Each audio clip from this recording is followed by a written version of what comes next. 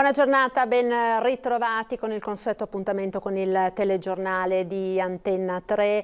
Oggi 25 di novembre è la giornata mondiale contro la violenza contro le donne, una giornata che purtroppo non è bastata a fermare le violenze contro le donne. Di questa mattina la notizia terribile dell'ennesimo femminicidio si è consumato nel Padovano a Cadoneghe, dove una donna è stata assassinata a coltellate dal marito. La donna è mamma di 3 bambini. Proprio per approfondire questo argomento dovremo avere in collegamento dalla nostra redazione di Padova la collega Valentina Visentin, che ci dovrebbe appunto aggiornare sulle ultime notizie. Ecco, la vedo. Valentina, buona giornata, buongiorno.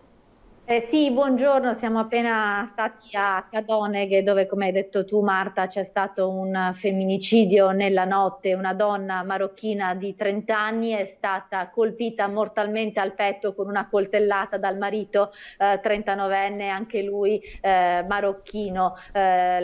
Purtroppo dobbiamo raccontarvi di una storia di violenze che andavano avanti da tempo, perché proprio ad inizio ottobre la donna aveva già denunciato alcuni maltrattamenti e aveva riferito sia ai carabinieri che ai servizi sociali che l'uomo le aveva confidato di aver avuto la tentazione di ucciderla con una coltellata alla schiena mentre dormiva. La donna era stata anche contattata dal Centro Veneto Violenza Donna, ma poi aveva subito ritrattato ed era tornata a casa col marito dopo aver interrotto a quanto pare una quarta gravidanza che era già in uno stato di appena di inizio, e aveva interrotto questa quarta gravidanza perché la coppia aveva già 3 figli, quindi una situazione davvero allucinante, insomma davvero difficile quella all'interno di questo condominio di Cadoneghe. Tra le altre cose il sindaco che era lì sul posto ci ha raccontato che la donna aveva riferito proprio nell'occasione di quella prima denuncia di aver visto anche un pacco ordinato dal marito via internet con delle telecamere. Il marito infatti era estremamente geloso e all'origine di questo gesto c'è proprio la gelosia, e aveva ordinato delle telecamere da piazzare in casa perché la voleva spiare temendo che avesse un amante. Al momento i carabinieri appunto stanno ricostruendo ancora questa tremenda vicenda. I 3 figli, tutti minorenni della coppia, sono stati temporaneamente affidati ad una vicina di casa, ma proprio mentre eravamo lì anche noi a Cadoneghe è arrivata la sorella dell'assassino, e che insomma era l'unica parente che è qui in Italia e che stava cercando di mettersi in contatto proprio, quindi la zia di questi ragazzi stava cercando di mettersi in contatto proprio per poter chiedere insomma l'affidamento, insomma comunque la gestione temporanea dei 3 figlioletti della coppia. La donna, dicevamo, aveva 30 anni ed è stata ferita con una coltellata al petto che l'ha uccisa in poco tempo. Poi il marito è stato lui stesso a chiamare i carabinieri, che sono arrivati sul posto facendo la macabra scoperta.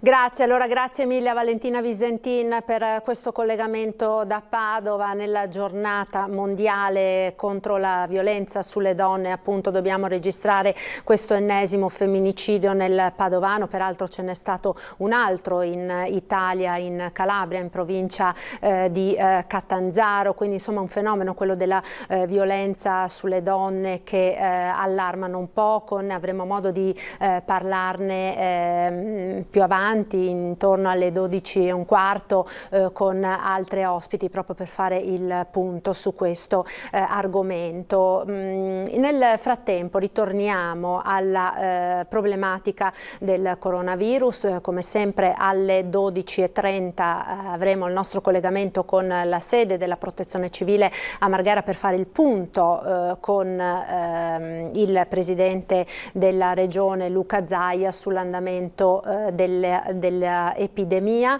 Sappiamo che da oggi è entrata in vigore dalla mezzanotte la nuova ordinanza regionale, che quella cosiddetta della zona gialla plus, che di fatto viene a reiterare la precedente, ma con alcune novità per quanto riguarda soprattutto i negozi che vedono, diciamo, delle restrizioni relativamente agli accessi, quindi vengono maggiormente regolamentati attraverso un contingentamento delle presenze, gli ingressi nei negozi, delle misure che in qualche maniera stanno facendo molto discutere il settore del commercio della nostra regione. Proprio per questo, per parlare della questione, abbiamo in collegamento Skype Patrizio Bertin, che è il presidente di Confcommercio Veneto. Buongiorno Bertin, grazie per essere collegato con noi. Allora, abbiamo sentito, no? Entrano in vigore queste nuove normative con un contingentamento, diciamo, molto più serrato, con dei limiti anche ben precisi relativi al numero di presenze all'interno dei negozi, dei centri commerciali, dei supermercati, in base proprio alla metratura delle superfici. Voi come la vedete? Nel senso, è una misura in qualche modo che vi soddisfa, oppure rischia di creare molti più problemi, come qualche negoziante sta già dicendo? Beh, guardi, prima di tutto io dico che noi siamo coscienti della situazione, siamo altrettanto anche preoccupati, però abbiamo fatto tutto quello che si poteva fare per mettere in sicurezza i nostri negozi. Posso dire con tranquillità che all'interno dei nostri negozi sono i posti più sicuri, perché igienizziamo, perché stiamo attenti alle distanze, perché insomma siamo responsabili. Quindi queste ulteriori restrizioni per i negozi rischiano veramente di mettere in ginocchio tutto il comparto che sta soffrendo ormai da 8 mesi, e con l'avvicinarsi del Natale lo vediamo come veramente una scure sulla nostra testa. Siamo molto preoccupati da questa ordinanza, perché è molto più restrittiva di quello che pensavamo di andare verso un periodo un po' più, diciamo, meno pesante, però questa nuova ordinanza del governatore diciamo, ci ha messo in grossissima difficoltà.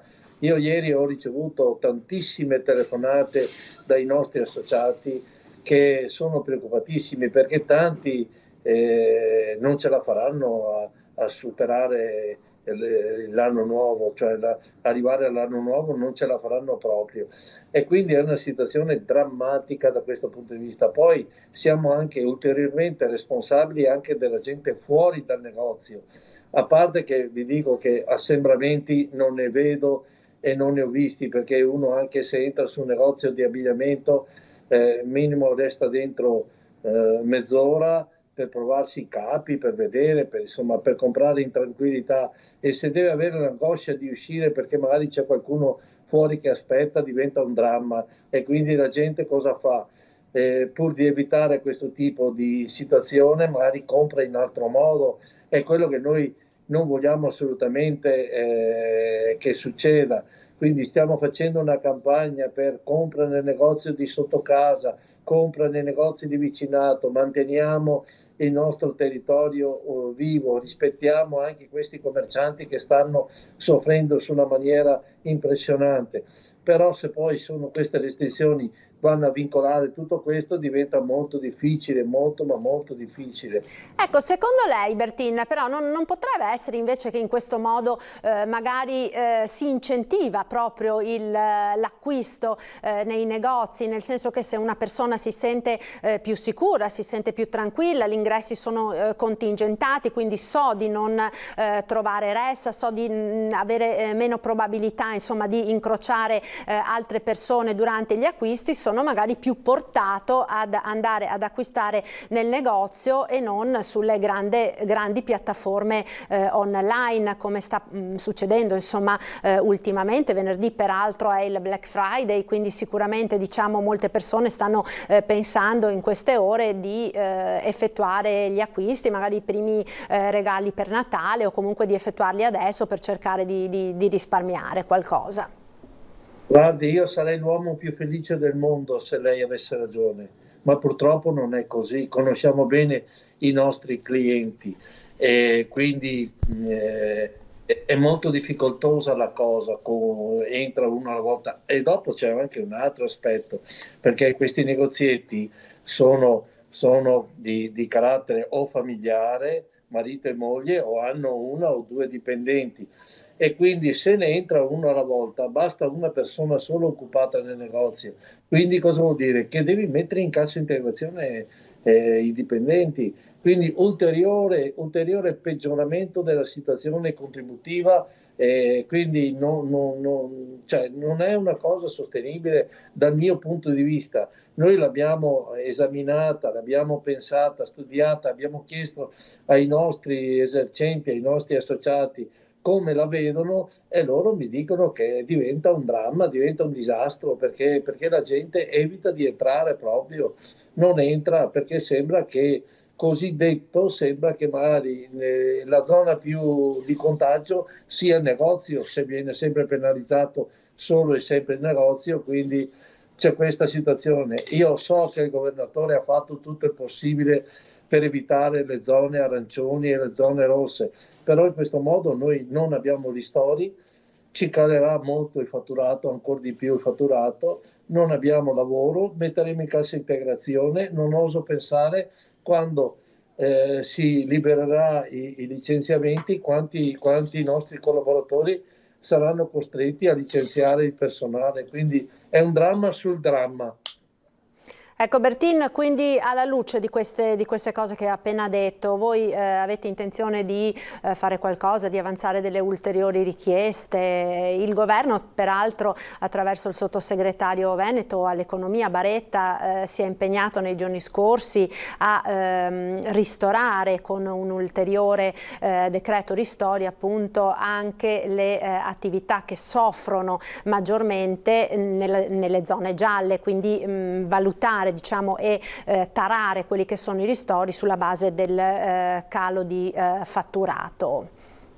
Beh, sarebbe stata una cosa intelligente se avessero preso, invece che prendere i codici Ateco, avessero preso i fatturati. Se io l'anno scorso ho fatturato 1000, quest'anno ho 200, gli 800 me li devi dare punto a capo, così sarebbe molto più semplice, molto più anche, diciamo, che dà la possibilità a un'impresa di uscirne da questa situazione. Però non è assolutamente così, perché se noi facciamo il conto di quello che abbiamo percepito da questi famosi ristori, sono cifre banali, anche se sono i 3, 4, 5 mila euro. Con questi tu, una volta che hai pagato le bollette e continui a pagare un po' di affitto, è finita la storia. Quindi la situazione non è semplicissima, è molto grave, ma molto grave, e sta diventando molto pesante. Chiaramente io capisco che dobbiamo assolutamente evitare la terza ondata, capisco, però arriveranno anche questi benedetti vaccini. Se non cominciamo ad avere un po' di più fiducia e capire che si può magari in maniera molto più sorvegliata e molto più in presenza, magari liberare un po' le attività commerciali, ok, con più presidio magari di controlli, e chi sbaglia paga. Ma il resto, che fanno il lavoro seriamente, che sono abituati a lavorare con molta attenzione, e anche perché ci siamo anche noi dentro i negozi, non è che noi siamo da un'altra parte, quindi siamo attentissimi a questo. Se lo facciamo con molta attenzione, io penso che si possa liberare, specialmente in previsione del Natale, che è questa la grande preoccupazione da parte dei nostri associati. La gran parte ha questa preoccupazione di bruciare il Natale. È chiaro, è il momento insomma di maggior fatturato di tutto l'anno, il mese, diciamo le 3 settimane che precedono il Natale. Bertini, in questo senso lei accennava a questa campagna che state facendo per incentivare il consumatore ad acquistare nei negozi di vicinato, nei negozi dei nostri centri storici, nei negozi delle città attività. In questo senso sta anche cambiando il vostro modo di fare promozione? So che molte attività si stanno attrezzando anche, no, con le consegne a domicilio, con le possibilità comunque di abbinare anche le ordinazioni online di prodotti che solitamente invece venivano acquistati di fatto. Velocissimo perché mi chiamano la pubblicità dalla regia. Guardi, io le dico che prima di tutto vorrei chiarire una cosa: noi non siamo contro l'online, noi siamo contro a chi monopolizza questo sistema, cioè i grandi colossi, che sono quelli che non pagano le tasse e oltretutto ci fanno concorrenza spietata alle nostre attività. Quindi in parità di competizione noi non abbiamo niente da dire, anzi sarà una situazione che noi dobbiamo affrontare con molta attenzione, le vendite online, perché questo è il futuro e quindi noi non ci sottraiamo a queste nuove sistemi innovativi. Anzi, i nostri negozi, noi stiamo studiando delle piattaforme, stiamo studiando i metodi, dei modi per cui mettere in online anche i nostri piccoli negozi. Tutto si può fare, però se in questa situazione la gente che abbiamo capito gradisce comprare dal divano di casa perché è comodo, perché è piacevole acquistare così, i nostri negozi, se non facciamo anche questo e non combattiamo i grandi colossi, saranno destinati a sparire. Ecco, e dopo l'emozione di acquistare in negozio è un'emozione che non si può trasmettere con l'online. Questa è un'altra cosa, è un'altra forma, però ha un suo mercato. E poi non dobbiamo dimenticare naturalmente tutto ciò che i negozi portano al tessuto sociale delle nostre città, che è fondamentale, no? Senza commercio una città muore, un centro storico muore, l'abbiamo visto purtroppo in tante occasioni. Grazie mille allora a Patrizio Bertin, presidente di Confcommercio Veneto. Buona giornata e buon lavoro. Noi ora ci fermiamo per qualche istante di pubblicità. A tra poco.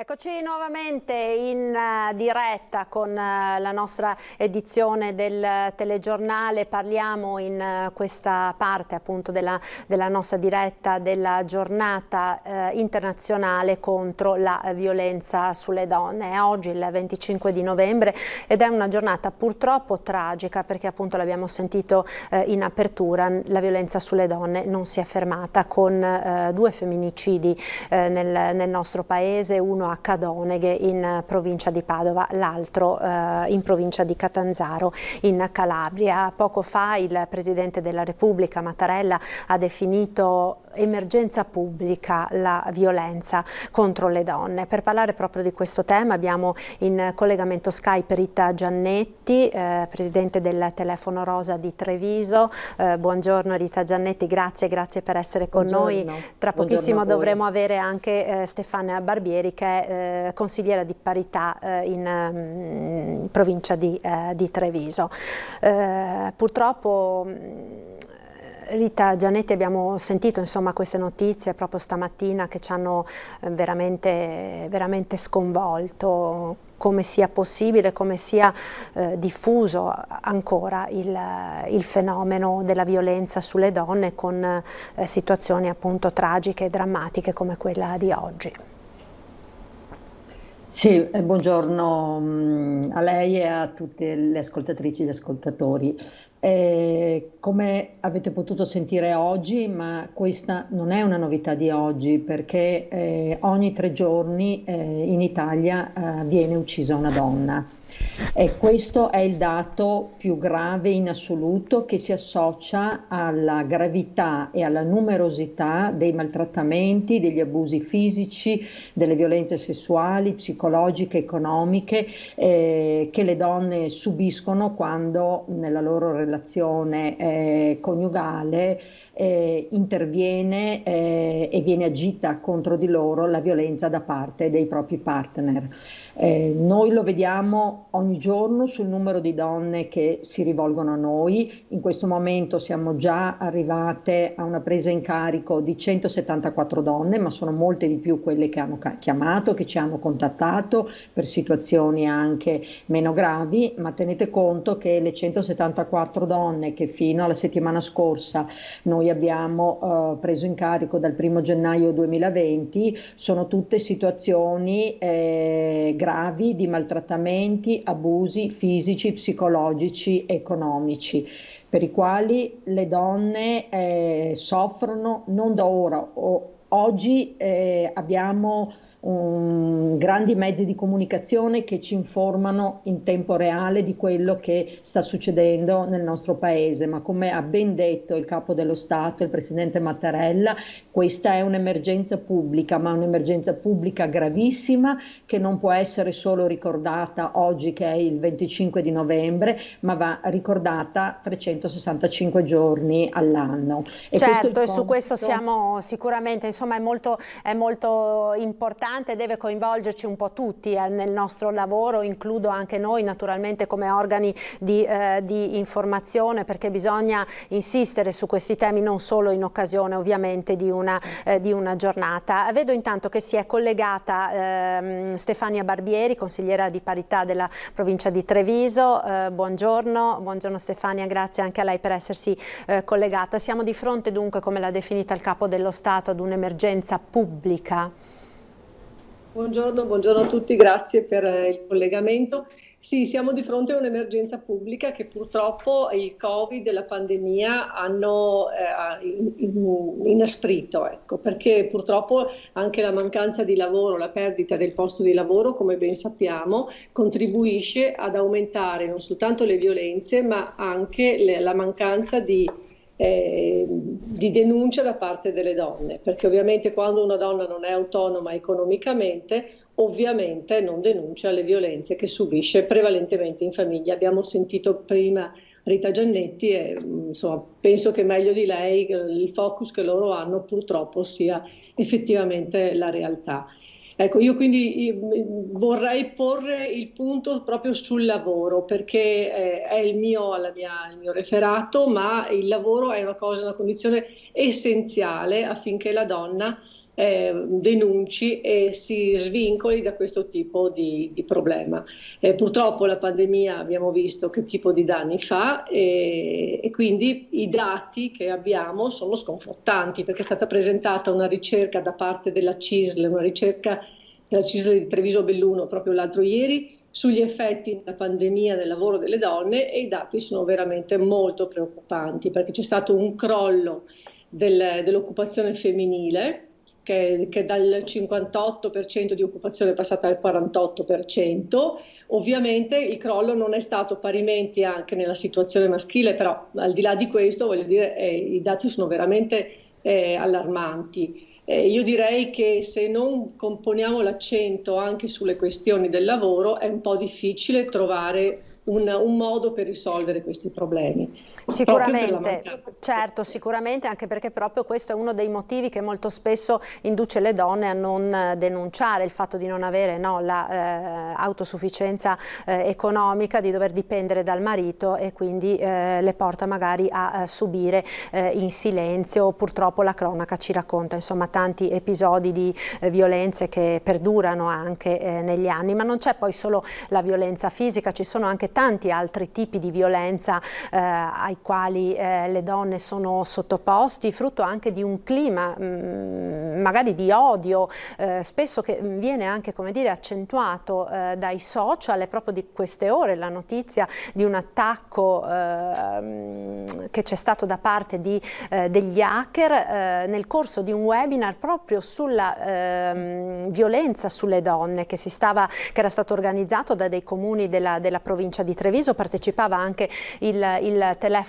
rosa, vedo Rita Giannetti che sta annuendo, quindi degli haters, degli odiatori, diciamo, che si sono inseriti anche in questo. Che vuole raccontarci, insomma? Sì, è stata veramente una cosa impressionante, perché era una conferenza organizzata dalla rete Pari Opportunità dei 3 comuni, San Biagio, Silea e Carbonera, a cui ero stata invitata come presidente del Telefono Rosa. Stavamo per iniziare i nostri lavori quando ci è stato impedito di proseguire perché all'interno della piattaforma si è inserito questo hacker con una forma di violenza verbale, di immagini che non vi posso descrivere. Sono state molto brave le operatrici della rete che hanno interrotto subito il collegamento e nel giro di una ventina di minuti anche gli assessori, che erano i 3 assessori, sono 3 donne che erano presenti alla conferenza, hanno subito informato i carabinieri e siamo poi riusciti a rifare un collegamento nuovo su un'altra piattaforma. Quindi questa la dice lunga su quanto bisogna lavorare dal punto di vista culturale, perché la violenza contro le donne è in primis un problema culturale, è un problema della nostra società. Noi dobbiamo agire sulla società perché diventi consapevole, sia sensibilizzata, riconosca le forme di violenza ed oltre a riconoscerle le cominci a contrastare in tutti i modi, in tutte le realtà. Oggi con la pandemia la situazione è diventata ancora più complessa, abbiamo notato un aumento della gravità dei casi delle donne che si rivolgono a noi. Oltre, tenete conto che nel periodo più stretto di lockdown della scorsa primavera, in cui anche purtroppo i centri antiviolenza sono stati chiusi, abbiamo attivato H24, un numero telefonico, mail, pagina Facebook, e dopo le prime settimane veramente di confusione e di totale isolamento anche delle donne, le donne hanno ricominciato a chiamare. È chiaro che il lockdown ha provocato un inasprimento dell'isolamento di queste donne, perché già le donne vittime di violenza si sentono sole, si sentono isolate. Essere isolate e convivere in casa con il compagno, il partner maltrattante semplicemente perché il partner era in smart working, questo è stata una delle cose che hanno reso ancora più complesso quel periodo.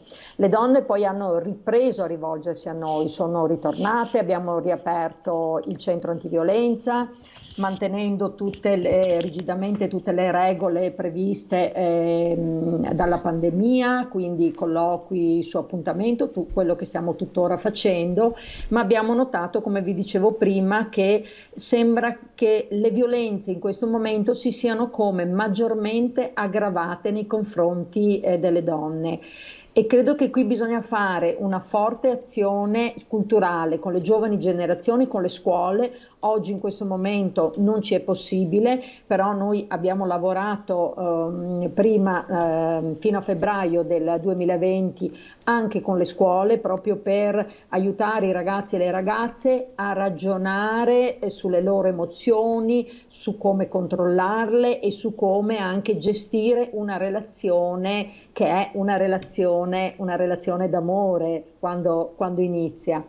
Credo che tutte queste forme di prevenzione debbano essere incentivate e bisogna avere il coraggio da parte di tutti di dirlo pubblicamente che è zero tolerance, non è possibile che si tolleri neanche un secondo in più quello che è successo in tutti questi anni e quello che sta ancora succedendo oggi con i casi che lei oggi ha anche ricordato. Certo, sicuramente, quindi tolleranza zero e questo sicuramente è il messaggio fondamentale e che deve passare, no, a tutti i livelli e a tutte le età. Lei citava appunto il lavoro indispensabile da fare nelle scuole, un flash proprio sul lavoro. Stefania Barbieri, siamo in attesa di collegarci tra l'altro con la sede della Protezione Civile dove tra poco dovrebbe cominciare il consueto punto stampa sul Covid del presidente della regione Zaia, no? Si diceva l'importanza anche del lavoro.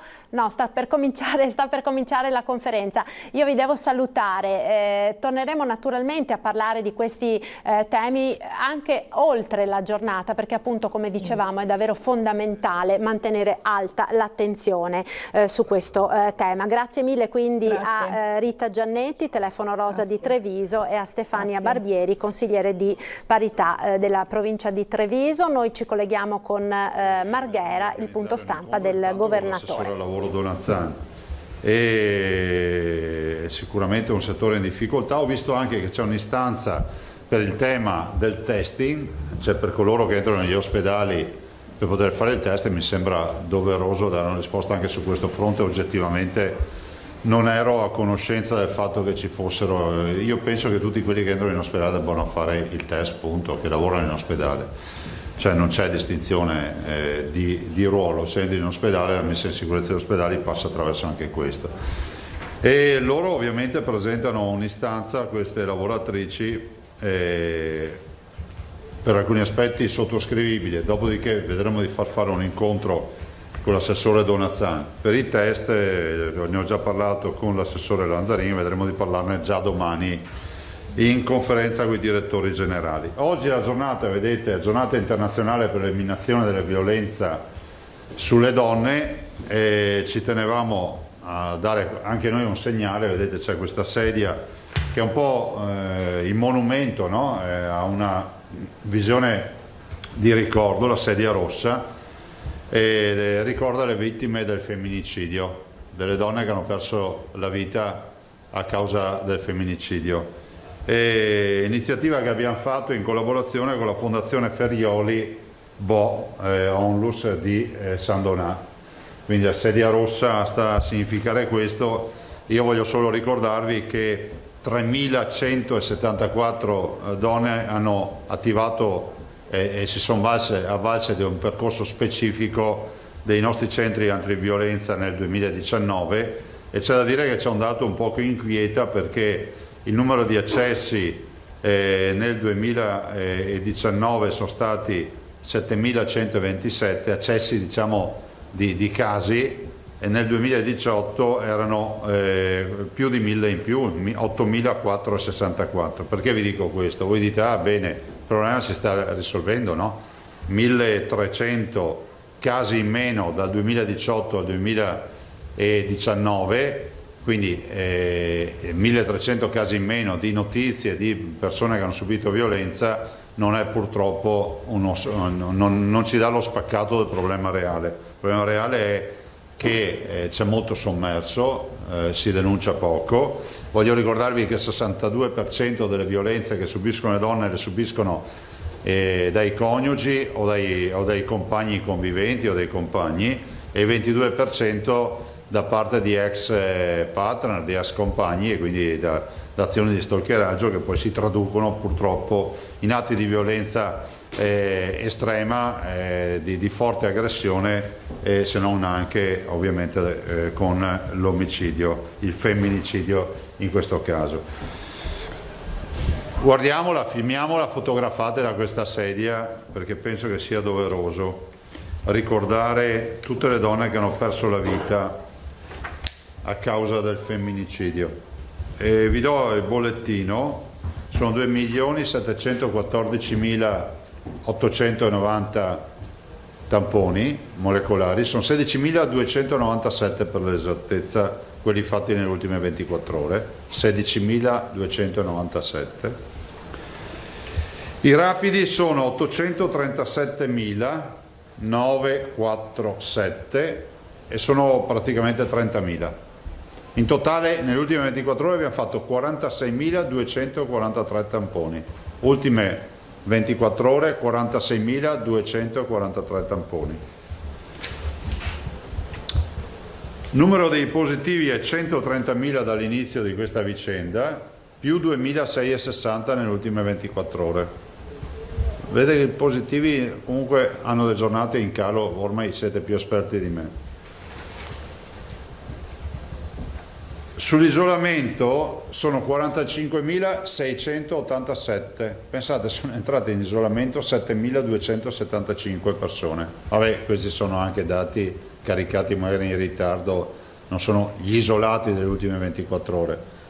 Ecco, a proposito di questo vi porterò, penso domani, anche una disanima e quindi una spiegazione del fatto che abbiamo 70 mi sembra 70.000, 73.000 positivi, e poi se fate il conto vedete 3.000 sono in ospedale più o meno, gli altri sono isolati, non torna il conto.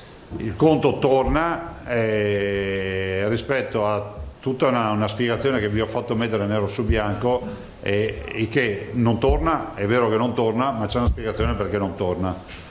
Quindi domani magari vi do una scheda, così fate, vi anticipo già, dall'algoritmo escono ad esempio automaticamente quelli che si negativizzano, però non escludiamo che ci siano alcune negativizzazioni che non vengono prese in scarico. Dopodiché abbiamo tutta una serie di pazienti che sono positivi ma sono presenti ospedalizzati con altre patologie, e quindi questi vanno sempre a pesare sul numero alto. Ma comunque c'è tutta una disanima, e che oggettivamente ci porta anche a dire, mediamente da prendere in carico c'è sempre qualche migliaio di pazienti che, capite, non ci si arriva quotidianamente, quindi è sto migliaio che si trascina. Questo spiega magari che qualcuno dice io sono in isolamento ma nessuno ancora mi ha chiamato, però avete tutti i numeri, e non sono numeri che così spiegati danno anche un'idea dell'efficienza della mole di lavoro che stiamo facendo, perché poi è sempre facile parlare, ma quando tu hai 70.000 persone positive, pensate solo una telefonata al giorno cosa significa, cioè dirlo è una roba, farlo è un'altra. Ricoverati 2.529 più 77, terapie intensive 324 più 4, quindi se sommiamo le due cifre, 2.500 più 300 fa 2008, 29 più 24 fa 53, giusto? No, sì, 63. Fai il conto, 2, 2, 4, 9, 13, 53, ho fatto giusto. No, perché lo vedo, non lo vedo. Quindi sono 2.853 pazienti ricoverati. No, vedo che tutti fanno le battute sui miei conti. Vorrei farli fare io a quelli che fanno le battute i conti come li faccio io. Poi vediamo se sono così bravi. Comunque ho avuto almeno la soddisfazione di vedere prima tante battute, poi che è arrivata la matematica in trasmissione ho detto scusate, li ha fatti giusti i conti. Bisogna sapere le proporzioni, ragazzi. 3.429 totale dei morti, più 76. Vi abbiamo sempre detto che la parte della mortalità purtroppo è la parte che va a scemare, diciamo, più lentamente, perché è la coda finale delle infezioni. 6.586 persone dimesse, 102 nelle ultime 24 ore. Guardate, noi abbiamo anche un aggiornamento. Allora, noi siamo in fascia 5 siamo entrati ufficialmente con tutte le province in fascia 5 con i ricoveri. A fascia 5 va dai 2.500 ai 6.000. Adesso stiamo facendo un lavoro importante, abbiamo fatto una riunione anche stamattina con gli assessori, con i direttori, e ne abbiamo parlato, di divisione in fasi operative della fascia 5. Capite che da 2.500 a 6.000 pazienti ricoverati il salto è talmente grande che ci devono essere delle fasi, e quindi adesso si sta elaborando, ma onestamente quando vi dicevo guardate che abbiamo un piano B, sto elaborando già da almeno 10 giorni un progetto di fasi relativo alla fase 5, di steps, definiamolo così, di gradini, per dirlo in italiano, no? Assolutamente. Ecco, sulle terapie intensive siamo assolutamente sempre in fase 4, non abbiamo regionale, sto parlando regionale, stiamo utilizzando bene gli ospedali di comunità. Vi dico allora, per andare nell'ordine, Belluno in fase 5 con i ricoveri, sono ancora ricoveri in crescita.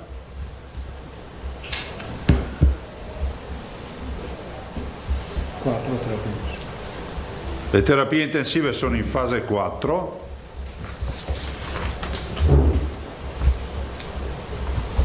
Padova siamo in fase sempre, ecco Padova rispetto alle fasi è ancora in fase 4 con i ricoveri. Io prima vi ho dato il dato regionale, no? La regione è in fase 5. Però Padova è ancora in fase 4 con i ricoveri e in fase 4 con le terapie intensive. Treviso è in fase 5 con i ricoveri e 4 terapie intensive. Venezia in fase 4 con, ovviamente 4 avanzata, cioè stiamo arrivando alla quinta, con i ricoveri e sempre 4 con le terapie intensive. Vicenza siamo in fase 5 ben inoltrata e sempre in fase 4 con le terapie intensive.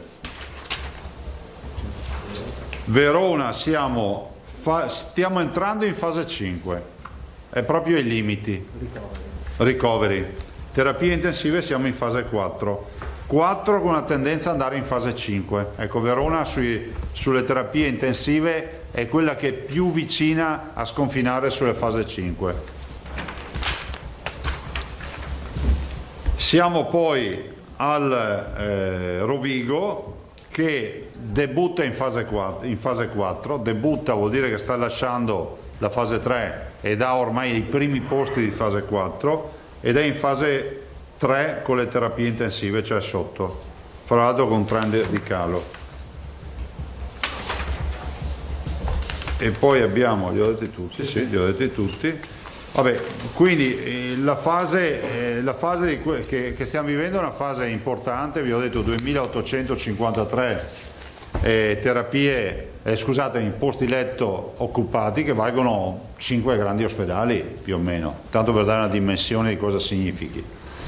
Anche stamattina abbiamo visto insomma, che i nostri 200 letti di terapia intensiva non Covid li stiamo gestendo e abbiamo sicuramente pressione importante. Stiamo andando avanti ancora con assunzioni, con concorsi e tutto quello che si può fare, però capite che la coperta sotto il profilo del personale è una coperta corta e si sposta da una parte, ti copri la spalla, se ti escono le dita dei piedi o ti copri i piedi ti esce la spalla. Cioè. Perché? Perché molto di questo personale è personale magari precario, personale di cooperative, personale di enti comunali, di enti territoriali che hanno magari condizioni contrattuali e stipendiali diverse dalle nostre. E detto questo, guardiamo con attenzione quello che sta accadendo, lo stiamo seguendo e abbiamo chiesto e immagino che ci sia una convocazione per un incontro con il Ministro Boccia. Spero che la conferenza, ne ho parlato stamattina con il Presidente Bonaccini e anche con il Presidente e il Vicepresidente Totti, e ne ho fatto anche 2 parole con Arno Compaccer, il collega di Bolzano, per una convocazione per parlare del futuro del PCM. C'è un confronto, è il 3, noi siamo disponibili a tutte le ore, isole comprese, diceva quell'altro, no? Cioè, noi non abbiamo limiti, basta che ci convochino. Poi guardate, con le nuove tecnologie è un attimo fare una riunione, ma veramente un attimo. L'incontro con il Ministro Speranza e il Ministro Boccia, 2 autorevoli rappresentanti del Governo, ci permette di parlare e di capire quali siano le intese o le volontà del Governo rispetto al rinnovo del DPCM, che ci sarà, e soprattutto discutere la partita della neve. Il tema della montagna invernale, davanti a notizie che si rincorrono di apertura dell'Austria, di apertura della Svizzera e quant'altro, si fa fare la figura veramente della periferia, dei dimenticati. Guardate, io penso che prima di tutto venga la salute, che nessuno dica che in Veneto guardiamo solo i bilanci. Prima di tutto viene la salute, perché un'economia piena di ammalati non è in salute, cioè non è un'economia. E quando tu hai 2800 persone in ospedale, e anche oggi approfitto di ringraziare tutti coloro che si occupano della cura dei nostri pazienti, e sono ovviamente i nostri medici, gli infermieri, gli OS, tutti coloro che lavorano in ospedale, ma lasciatemi ringraziare anche i tanti medici delle USCA, i medici della medicina generale, i medici di base, i pediatri di base. Guardate, noi magari ogni tanto scazzottiamo, litighiamo, però è vero che siamo una squadra e quindi li ringrazio, perché quando ogni mattina l'assessore Lanzarin mi porta la tabella dei tamponi e vedo che crescono tutte le mattine e vedono che li fanno i medici di base, dico comunque noi abbiamo la squadra dei medici base migliore a livello nazionale, perché gli altri stanno tribulando, noi magari qualche tirata di redini l'abbiamo data, no? A vicenda, però alla fine la squadra c'è e i veneti devono essere contenti del fatto che in questo momento che è critico, dove comunque abbiamo 2.500-3.000 positivi al giorno che hanno diritto a una risposta, che hanno diritto a una chiamata, che hanno tutte le ansie, insomma il Veneto c'è. E quindi vorremmo discutere, perché vi ho detto, viene prima la salute, però permetteteci di dire anche che per la montagna, la montagna invernale, la sci, gli impianti da sci non sono solo economia, sono anche una ricaduta sociale importante. Se voi immaginaste per un attimo di chiudere come un pulsante, no? Mettere in off e far sparire le piste da sci, la montagna invernale fa scomparire i cittadini della montagna, perché è l'unico grande elemento, è la promozione turistica della montagna, è l'economia turistica. Guardate che la nostra montagna veneta ha, e parlo della provincia interamente montana che è Belluno, ha 1000 persone ogni anno che se ne vanno da Belluno. Noi stiamo vivendo con ansia e apprensione questo momento, perché la decisione non è facile, perché la salute viene prima di tutto, ma è altrettanto vero che i nostri dipartimenti di prevenzione, quando dico nostri dico delle regioni, hanno approvato delle linee guida. Io veramente faccio appello al Comitato Tecnico Scientifico Nazionale che guardi con attenzione quelle linee guida, prima di bocciare questa idea, casomai implementi le osservazioni, se ci sono ulteriori osservazioni, ma non getterei via il bimbo con l'acqua sporca, come si dice, no? Cioè noi abbiamo un grande valore, che è quello di salvare il nostro grande valore, che è rappresentato dalla montagna invernale.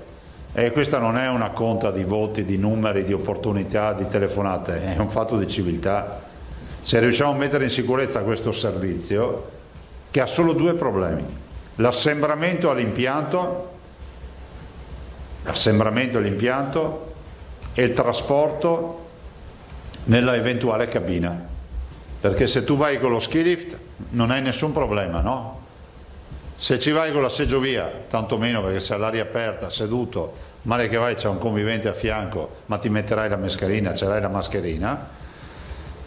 Io penso, vabbè, non vi parlo dei rifugi, perché i rifugi sono attività di ristorazione che sanno già quali sono le regole, non capisco per quale motivo il rifugio in montagna sia un problema e il ristorante in pianura non lo sia. Allora, se abbiamo tenuto aperti i ristoranti fino alle 6 di sera in pianura, dappertutto, anche in montagna, sono anche rifugi e ristoranti che vanno regolamentati, non ci deve essere assembramento, i cittadini debbono evitare gli assembramenti, usare le mascherine, però direi che le vere due partite sono la cabinovia e l'assembramento. E noi abbiamo fatto la nostra proposta, l'uso della mascherina e i distanziamenti.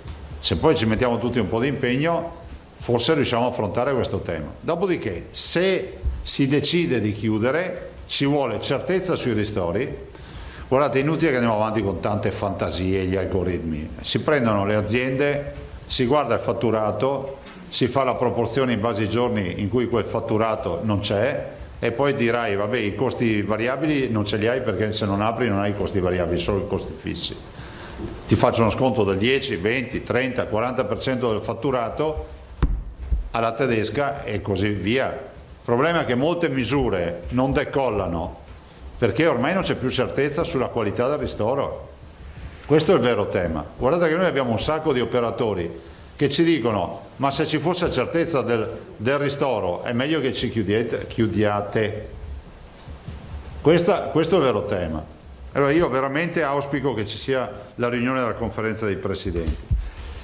Per quanto riguarda l'ordinanza di ieri, noi abbiamo alcune FAQ alle quali abbiamo risposto, poi c'è l'avvocato Botteon che è capo dell'avvocatura regionale e per noi qua però è in veste di responsabile della legalità dei provvedimenti, che ha fatto un approfondimento giuridico, vi dirà alcuni aspetti che sono quelli che non è della responsabilità del gestore, del fatto del controllo, li chiariamo e dopo saranno online per chi li volesse vedere, e sostanzialmente vi dirà che il gestore non è chiamato a fare il vigilantes, ma una persona che gestisce o qualsiasi lavoratore incaricato, se vede che il negozio è troppo pieno e va fuori i parametri, ha l'obbligo di vigilare sul fatto che non si creino assembramenti, ma questo a prescindere da tutto.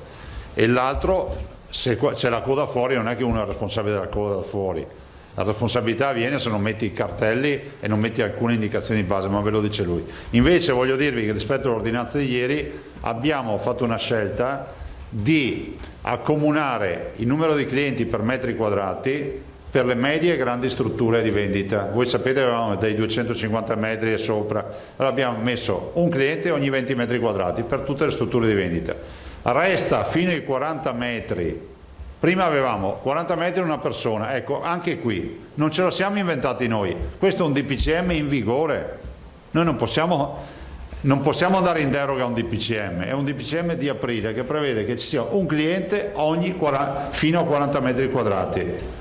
Ovviamente nelle FAQ, dopo ve lo dice l'avvocato Botteon, abbiamo escluso, e capite che anche questo è un segnale che abbiamo voluto dare, che dalla conta sono esclusi i dipendenti, i lavoratori, perché il legislatore quando fece il calcolo di un cliente fino a 40 metri quadri calcolava che se ci fossero stati 2 operatori si ritrovavano in 3 dentro nell'eventuale negozio, che se è di 40 c'è ancora aria, ma se è di 20 metri quadri in 3 o in 2 comincia a essere un problema. Però al di là di questo c'era scritto fino a 40 metri quadri una persona, DPCM aprile, non è una decisione regionale, però io ho sempre voluto, e l'avvocato poi ve lo confermerà, che le nostre ordinanze servono anche a dare le informazioni che vengono assunte dai DPCM, altrimenti non lo scrivevamo, ma poi qualcuno si beccava magari a contravvenzione perché è in vigore questo DPCM. 2, dai 40 ai 250 avevamo previsto 20 metri quadri a cliente, 3, oltre i 250 metri di superficie di vendita avevamo previsto 30, invece abbiamo deciso, anche sentendo degli operatori che giustamente non hanno fatto delle osservazioni sbagliate, noi li avevamo sentiti anche prima, però evidentemente qualche considerazione qualcuno l'ha fatta un po' più, come si può dire, superficialmente. Adesso con molta oggettività tutte le strutture con più di 40 metri quadri hanno un cliente ogni 20 metri, esclusi i dipendenti e gli operatori da questo calcolo. Prego avvocato. Microfono. Ecco, parla vicino. Spieghiamo tutti i punti, perché poi l'avvocato materialmente ha fatto le FAQ questa mattina, che poi verranno pubblicate. Sì, ecco, un primo tema che era emerso nel confronto con gli operatori che si era sviluppato già ieri, era in primo luogo appunto quello della responsabilità. Noi nell'ordinanza il Presidente aveva sottolineato la necessità di una responsabilizzazione di chi gestisce l'esercizio e di tutti gli avventori, in modo tale che tutti quanti collaborino rispetto all'obiettivo di rispettare le regole e soprattutto di prevenire il contagio, che è l'obiettivo finale concreto. Allora, la responsabilità del gestore rispetto alle code, che era un tema che aveva... magari leggiamole direttamente, perfetto. Così le sentono in diretta. Perfetto, sì. Allora ecco, diciamo come primo punto, anche perché è semplice e chiude qualche dubbio che era stato sollevato, anche se avevamo proprio cercato di sottolinearlo già nell'ordinanza, non si computano gli operatori nel calcolo dei soggetti che possono essere compresenti in un determinato momento nell'esercizio commerciale.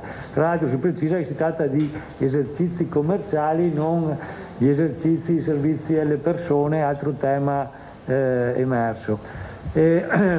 Il secondo tema che era stato sollevato era quello della vigilanza che nell'ordinanza il Presidente aveva cercato di indicare, ecco, come svolto attraverso gli strumenti appunto possibili, quindi o un contapersone laddove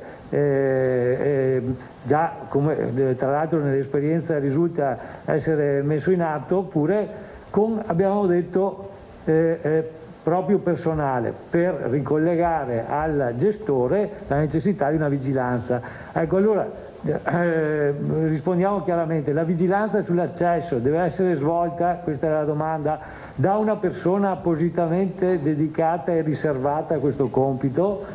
Diciamo ovviamente no. La previsione è volta esclusivamente a fare in modo che ci sia sempre un responsabile del controllo, che può ben essere ad esempio il titolare o un altro dipendente dell'esercizio, che la può svolgere dall'interno mentre lavora, quindi senza sottrarsi all'attività economica, se le dimensioni della struttura del negozio lo consentono.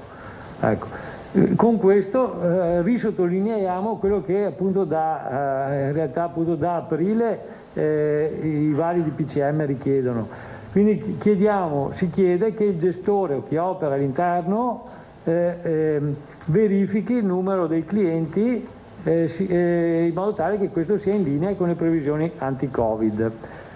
Quindi non occorre ovviamente personale di nessuna qualifica riservato all'esercizio di questa funzione. Se c'è il contapersone questo va benissimo, qualsiasi altra forma di controllo e vigilanza importante.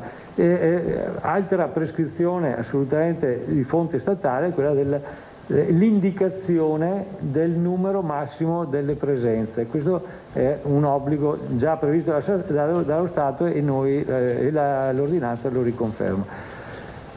Secondo tema molto importante era quello appunto della responsabilizzazione rispetto alle possibili code che un contingentamento, che in realtà appunto in qualche modo si desumeva anche già dalla normativa statale, ma che si è voluto sottolineare e quantificare a fini di semplificazione collegandolo alle superfici.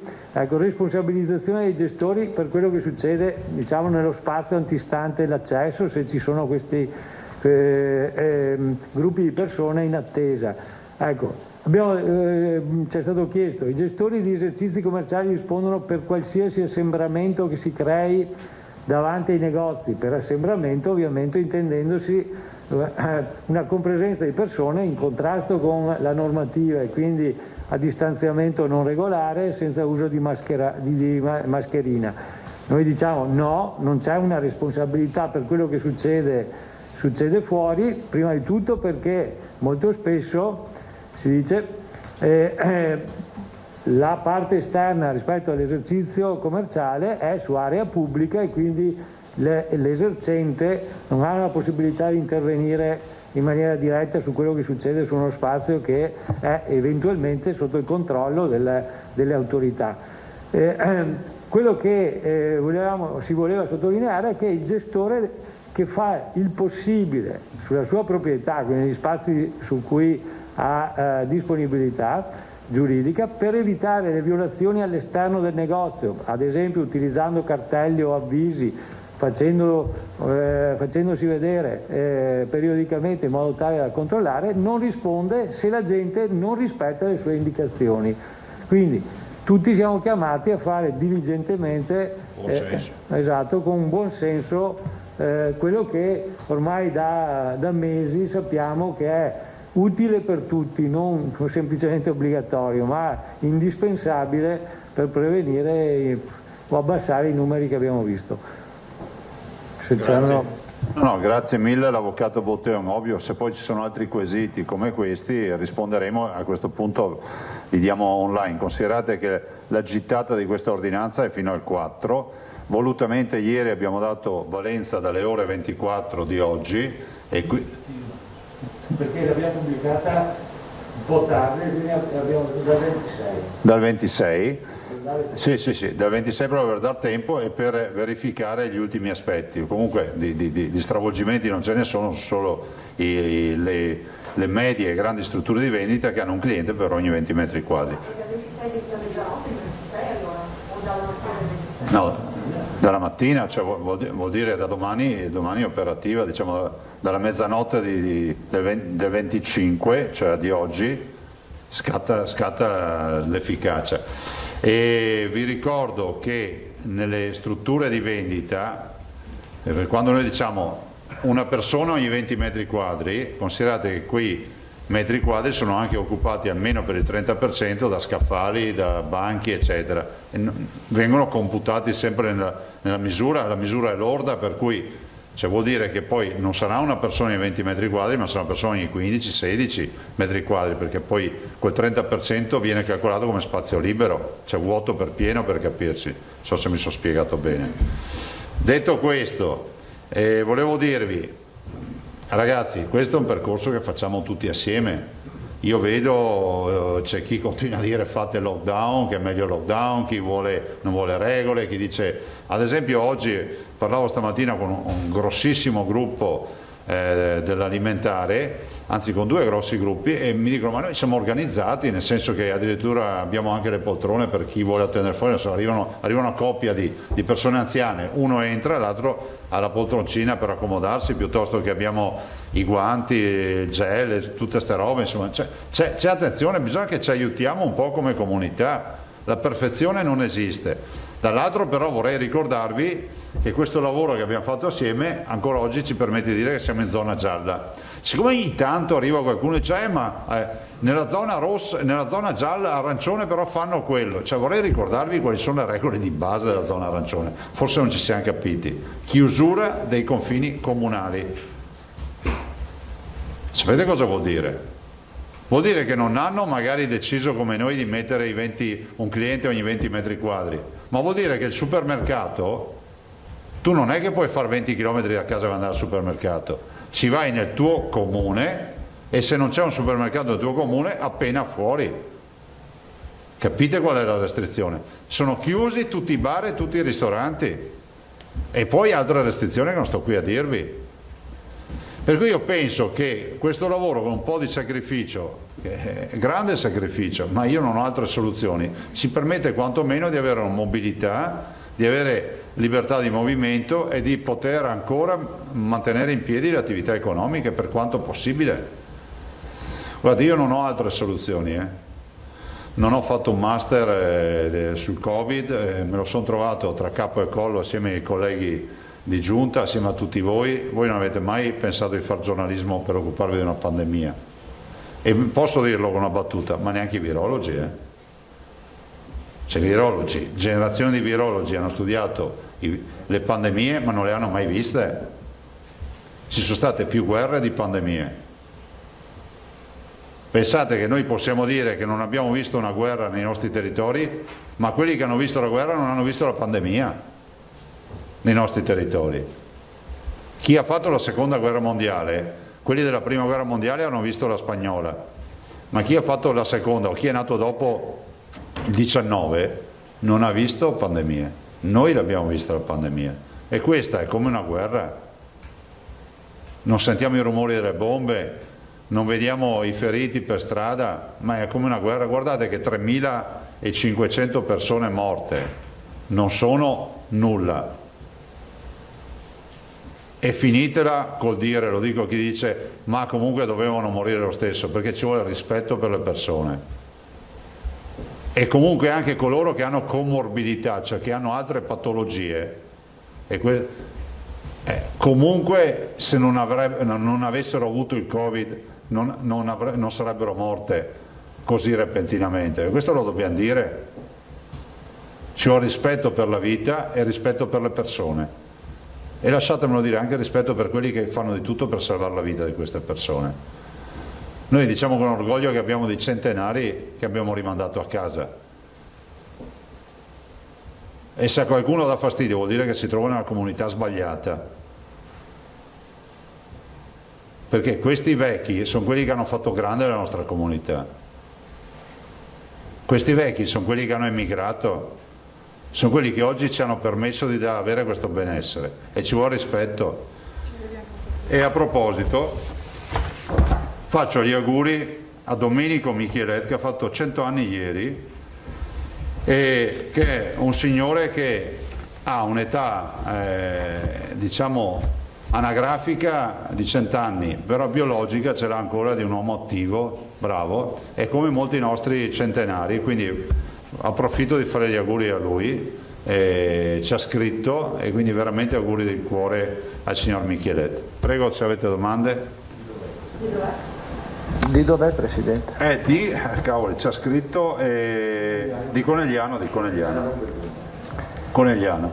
E prima di dar la No, perché non c'ho la lettera, avevo solo il nome, di Conegliano. Prima di dare la parola alla Zambon, immagino mi darai le FAQ per i colleghi, sì, poi continuate a seguire online man mano che ne produciamo, va bene? Vabbè, però immagino che sì, queste sono le basi, più o meno quelle che ci hanno fatto in maniera ricorrente. Zambon, cominciamo. Buongiorno Presidente, Ciao. Immagino potrebbe essere già la risposta nelle FAQ, Carlo perdonami, ma volevo capire, perché ci chiedono, in un centro commerciale il principio, il nuovo parametro semplificato e quindi più semplice Vale solo da per i applicare. negozi, non per la parte comune. Molto bene, quindi non si calcola la superficie di ogni negozio come se fosse un negozio a sé stante. Perfetto. Poi Quindi invece, la parte, diciamo, la hall, no? non si Il calcola. foyer non si calcola. Perfetto. Ovviamente non bisogna avere assembramenti, cioè ai gestori dei centri commerciali, grazie per la domanda. Cioè, i negozi, ognuno fa storia a sé e sono questi i parametri. Nel complesso il centro commerciale ha un gestore al quale ci appelliamo per evitare di non ritrovarsi in una piazza nella parte comune, no? Perché questo ci mette non poco in difficoltà. Guardate, noi stiamo valutando anche di allentare anche su quel fronte, però l'unica nostra preoccupazione è che non si crea una fonte di assembramento, perché con questi valori abbiamo difficoltà.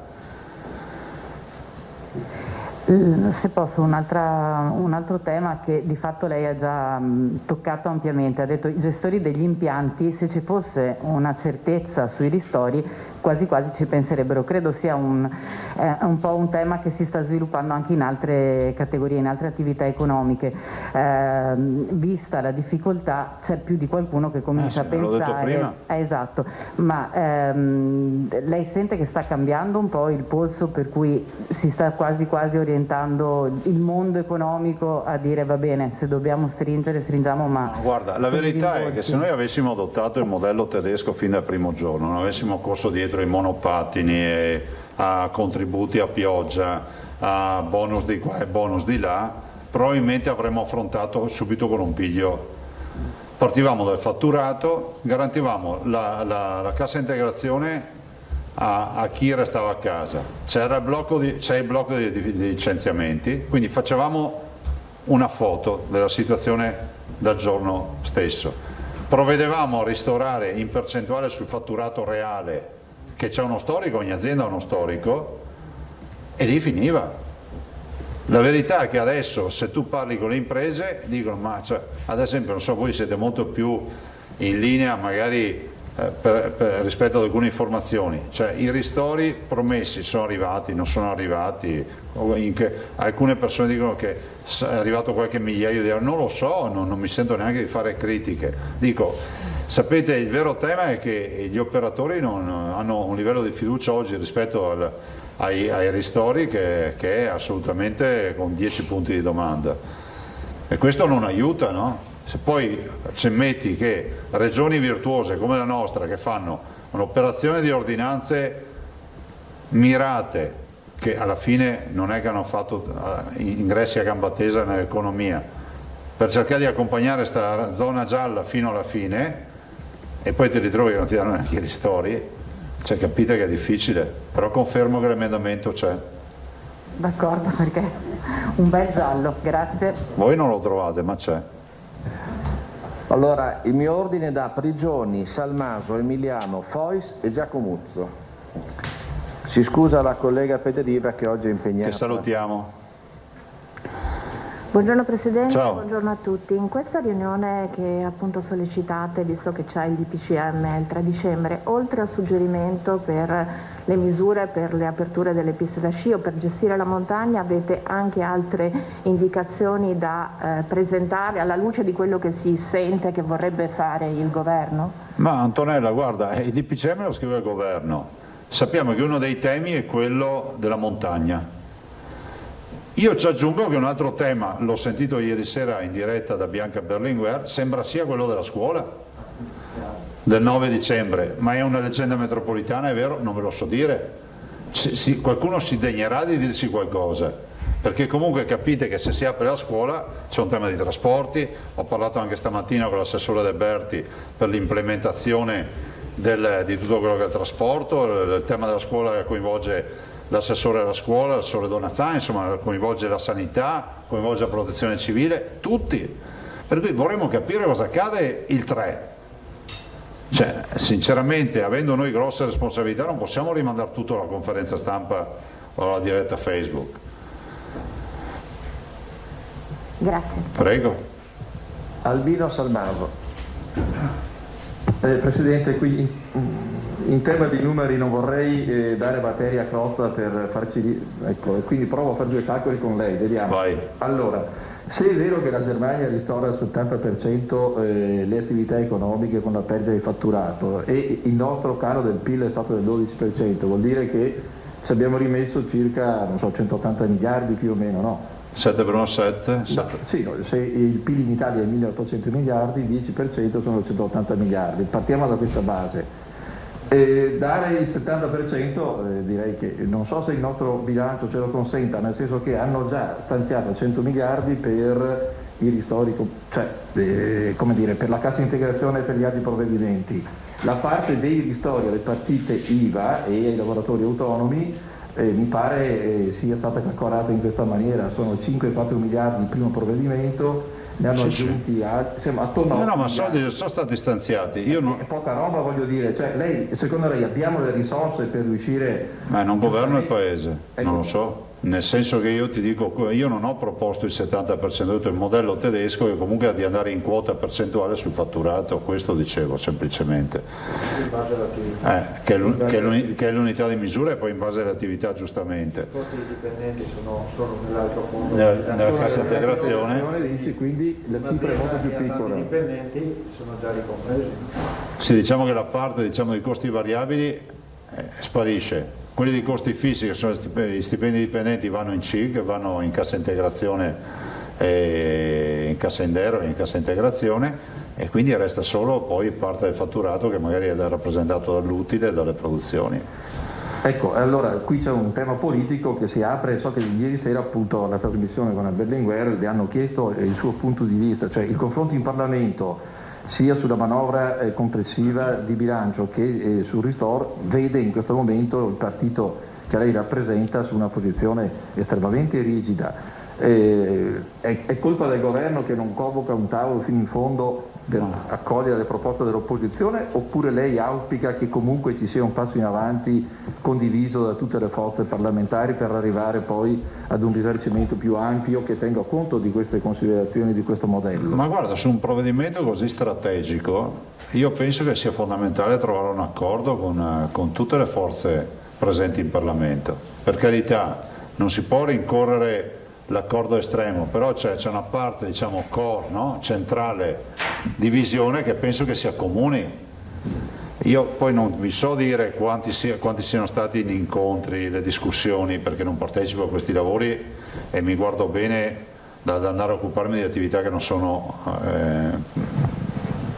mie regionali, però dico che se l'opposizione è una posizione forte, evidentemente di dibattito ce n'è stato poco E poi tu, per esperienza l'opposizione comunque tu l'ascolti e dopodiché decidi, ma mi sembra di capire che qui dicono anche che non siano stati ascoltati. Bene, allora se posso cambiare domanda, ieri le avevamo chiesto se potevate darci i dati della regione per quanto riguarda il numero di persone o le categorie che sono sottoposte al vaccino, però forse... Domani ve lo diamo, guarda, a dirti la verità ce l'abbiamo, però penso che oggi ne abbiate a sufficienza. Ecco, un altro tema, ieri sera il professor Remuzzi ha parlato di una sorta di protocollo che ha messo a punto l'Istituto Negri per quanto riguarda le cure a domicilio. Riusciamo a dire qualcosa di definitivo? Ma noi ce l'abbiamo il nostro protocollo. Noi siamo stati i primi a fare il protocollo. Certo. Tanto è vero che poi è stato mutuato a livello nazionale, hanno fatto una commissione, ma noi abbiamo il nostro protocollo, ma non l'abbiamo già portato il nostro protocollo. L'avete illustrato? Ah, scusami. No, e corrisponde... Ma sì, sostanzialmente sì. Sono tutti uguali? Sì, sì. Benissimo. Però noi siamo stati i primi, che sia chiaro questo. Caso. No, perché appunto lì invece veniva presentata come un'assoluta novità, insomma. Vabbè, ma questo è giornalismo che è così. Vabbè, quindi bravi loro. Sì, le regioni ce l'hanno. Noi siamo stati quelli che hanno introdotto, ad esempio, in massa, scusate, il tema dei saturimetri, di portare l'ossigenoterapia e tutte queste robe qua. Ecco, e per quanto riguarda invece la sperimentazione dei test fai da te, a che punto siamo? So che ieri... Stiamo attendendo, guarda, onestamente, cioè, come vi dico come sono le robe, stiamo attendendo l'ok del comitato etico della ULSS di Vicenza, perché ci siamo incardinati su Vicenza, ne abbiamo parlato anche stamattina. Il comitato etico spero che dia l'ok, perché la sperimentazione la vogliamo fare in linea con tutte le norme. Dopodiché parte, abbiamo già distribuito il materiale, ma nel giro di una settimana noi 2000, 1000, 1500, quello che è, test li facciamo. Considerate che in questa fase purtroppo abbiamo i pazienti, per cui riusciamo a farli velocemente. Se avessimo fatto d'estate ci avremmo messo mesi per fare questa sperimentazione. Poi mandiamo tutti i dati al Ministero della Salute. Quindi lei conta di chiuderla? Io spero che nel giro di 10 giorni si chiuda. 10 giorni, quindi sì. Il test per il cenone di Natale si può fare, come dicevamo? Ah no, se poi il governo, se a Roma decidessero di autorizzarlo, sì. Guardate, noi in 10 giorni mandiamo le carte a Roma, stiamo già preparando ovviamente la discussione. Ci sono altre aziende, annuncio, questo lo potete scrivere, che si sono fatte vive con altri test fai da te per la validazione, perché il nostro ruolo qual è? Di perfezione nostro, di Rigoli, alcuni aggiustamenti, e dopodiché, avendo noi i pazienti, è ovvio che le aziende devono passare attraverso degli ospedali, perché non ce li hanno da loro i pazienti.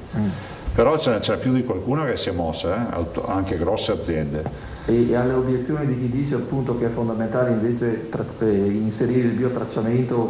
È fondamentale, sì. Appunto, a che punto siamo lì? Perché noi siamo assolutamente sul pezzo, però guardate, come si dice, stiamo parlando di grandi numeri.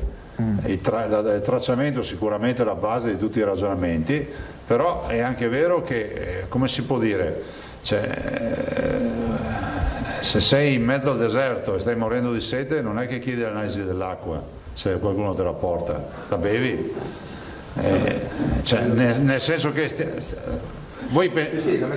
allora, il tema del tracciamento parte al di là del senso del piano di sanità pubblica, ne tocca un altro, che è quello del senso civico di tutti noi, no? Se tutti noi fossimo persone per bene, ci facciamo il test fai da te, vediamo che è positivo, chiamiamo il nostro medico, restiamo in casa e via. Così funziona, non servirebbe a tracciare niente, o meglio ci servirebbe dopo per fare i contatti eccetera. Però guardate che alla fine, che dicano pure che ci sbagliamo, ma io sono convinto che alla fine nelle riunioni, nei ristoranti, dappertutto ci sarà il test e via. Finché non ci sarà il vaccino, l'immunità di gregge andrà a finire così. Ma un po' lo facciamo, no? Se pensate che facciamo 50.000 test al giorno, a cosa servono quei test? Comunque a tentare di capire com'è la situazione. Due cose tecniche, se posso ancora, poi lascio la parola ai colleghi. Da Treviso i colleghi mi dicono che vorrebbero capire di più questi dati che avete inserito oggi, perché Treviso ha solo 10 positivi. C'è già una spiega a seguire che dice che verranno dati alle 17. Alle pomeriggio. Ah sì, è un problema di carico, c'è un problema informatico sicuro. Era un messaggio successivo alla... Sì, l'ho visto ma non ho avuto tempo di leggere. Grazie, scusa. Ecco, per quanto riguarda invece qui la parte ospedaliera, allora lei siamo nella fase 5 e avete considerato fino a 6.000 posti. Sì, da 2005 a 6.000. Allora gli ospedali hanno visto 2.800 posti letto in 2 mesi, lei che previsioni si sente di fare? Perché se la pandemia dura fino a, speriamo, finisca la curva e sia discendente immediata, però pare che purtroppo il trend possa essere più lungo. Allora diciamo che la stagione non porta sicuramente beneficio, perché questo è un virus della famiglia di coronavirus, è un virus influenzale, no? E per il quale noi non siamo attrezzati, nel senso che non abbiamo gli anticorpi, non abbiamo il vaccino, è una variante che ci mette in difficoltà, questa è la verità. Allora, alla luce di tutto questo, io immagino che fino ad aprile non ce la sfangheremo, nel senso che avremo sicuramente un po' di montagne russe, diventerà sempre più, come si può dire,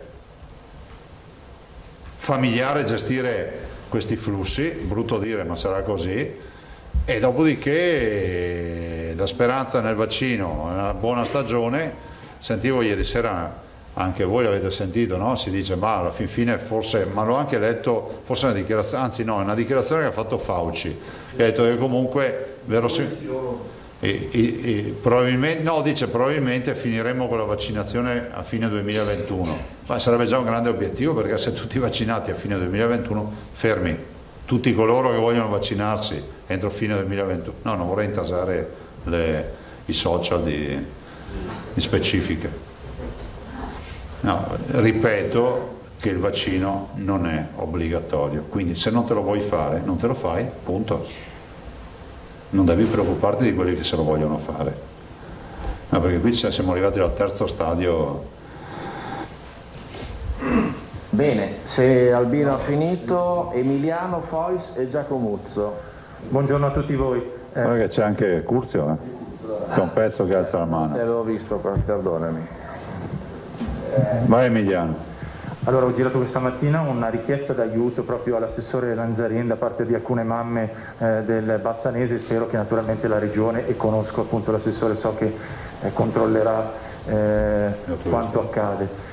Io volevo chiedere quindi, è corretto capire, lo chiedo anche all'avvocato Bottillon, i gestori non hanno alla fin fine responsabilità per i comportamenti all'interno dei locali e fuori, delle persone, e fuori in esterno, appunto come ha spiegato, perché sappiamo che c'è gente che comunque se ne approfitta, sta 2 o 3 ore per uno spritz, la mascherina non se la mette perché dice tanto sto mangiando, cosa faccio, su e giù questa mascherina, solo che si era creato, come ben sapete, il timore e la paura di sanzioni, cioè di ingressi a sorpresa di chi è preposto a controllare e di dover appunto prendersi la colpa altrui.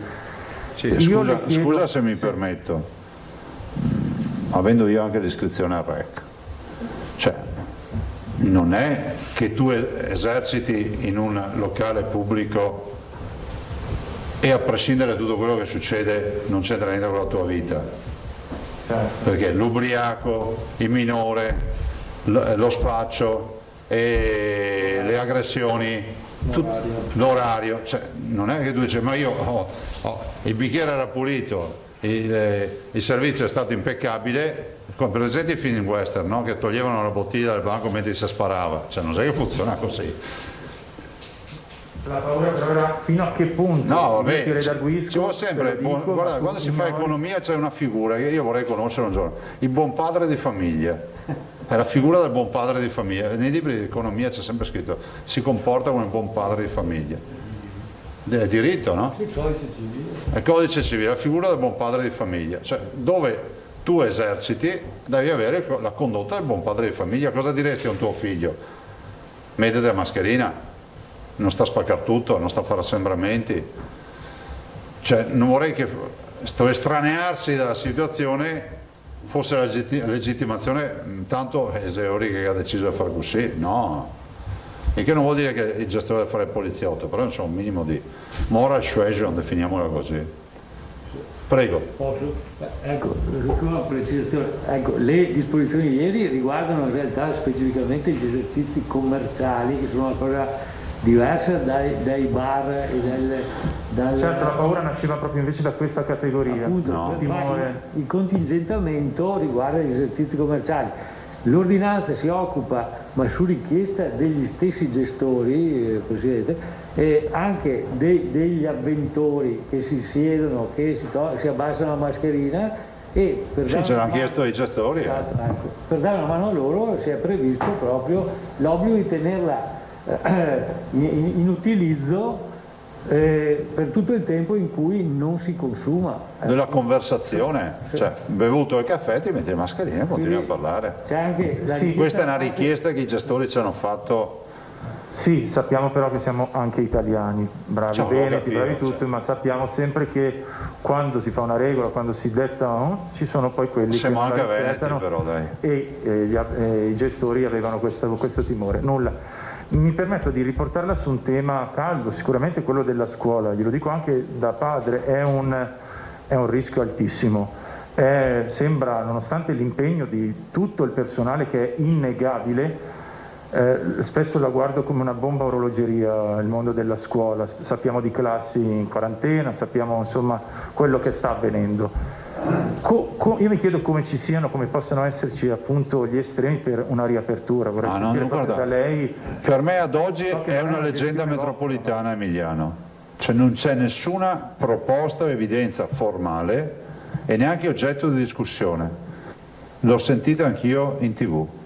Ma esiste siccome me l'hanno chiesta una contrapposizione? No, io penso che allora, io non sono contro la scuola in presenza, così evito anche qui un flusso di messaggi, però dico semplicemente che ormai la letteratura scientifica si dice che i cluster più importanti sono stati messi in piedi dai grandi diffusori, che sono i ragazzi, che sono sostanzialmente tutti asintomatici ma hanno cariche virali molto spesso elevate.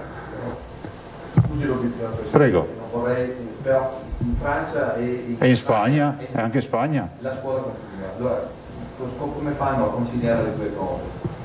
Ma infatti la Francia viaggiava a quanti contagiati al giorno? A 100.000, adesso ci a 20.000 perché ha fatto un mese di lockdown. Esatto, e ha fatto anche lockdown. Noi non abbiamo fatto lockdown e non abbiamo 100.000 contagiati, ci sarà un motivo. La Spagna, stessa storia, la Spagna si è ritrovata, e guardate, Israele ce l'ha insegnato quest'estate, ha aperto, è stata la prima a aprire le scuole, ha dovuto richiuderle repentinamente perché si è ritrovato un focolaio, il che non è che i ragazzi sono degli untori, però oggettivamente è come se noi stessimo qui, voi siete tamponati, no? Ma se noi stessimo qui tutti i giorni, 5 ore, andaste a casa, ci ritroviamo qui altre 5 ore tutti i giorni, e nessuno con la fase di test. Alla fine il test quando lo facciamo? Quando sarà il primo positivo. Ragazzi, guardate che non è una roba semplice. E le aule non sono così grandi, sono poco più di metà di questa stanza e ci sono almeno una ventina di ragazzi. Grazie Presidente. Prego. Allora, poi Giacomuzzo, Pettenò e si è ricandidata la Zambon. Buongiorno Presidente, io volevo chiederle se ci sono novità, visto che oggi è attesa una decisione per quello che riguarda la situazione di Auronzo di Cadore, quindi se ci saranno Facciamo i tamponi? Ulteriori restrizioni? Sì, andiamo, il dottor Cinquetti ha preso anche contatti con la sindaco Paisbecker e faremo da quel che so io una campagna di tamponi.